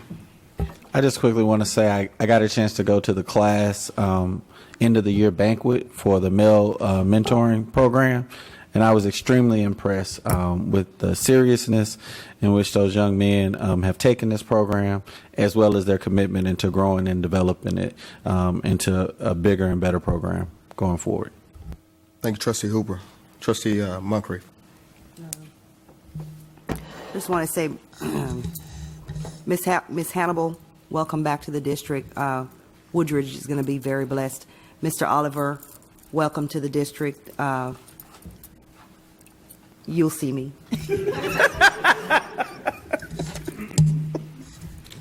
Thank you, Trustee Moncrief. Trustee Daniel. I went to the recruitment picnic, and I don't see anything wrong with calling it a picnic. It was very nice, and I saw lots of good prospects, so 31 hires, that's good. Yeah, I'm a history buff. That's why I'm sticking on the word picnic. Trustee Gold. I've been on the lunch circuit, I think. I did the collegiate magnet luncheon for the Big 12, and it had an awesome speaker, Miss McIntyre. She was really good. And then I also attended the luncheon for that honored our new mayor, Christine McCowan, the Distinguished Leader Award luncheon. And Renee Thomas was a graduating member of the Leadership Southwest class. And that was a wonderful luncheon and an event. So. Trustee Gold. Dr. Harris. Just remind to the board that there are several events. I know we're at the end right now. Please try to keep track of your calendar. I'm sure there'll be a lot of things coming out. I know you can't make all of them, and I know that you get a lot of invitations, and so hopefully we'll let principals know that they should not get offended when you can't make I know that it's just impossible for you to make all those events, but certainly want to make sure that you at least able to know that they're there, and if you chose to be there, I'm sure they would appreciate it. Other thing I'll just add is, I just want to remind individuals that, we try to find opportunities for individuals in the district to grow. I think that's an important part of any district, that you have an opportunity for growth. And I hope that tonight is people can see that if you're steadfast, if you work hard, make yourself available, then there are opportunities out there for you to grow. And we will continue to provide opportunities for growth for those who are willing to put in the work in order to get it done.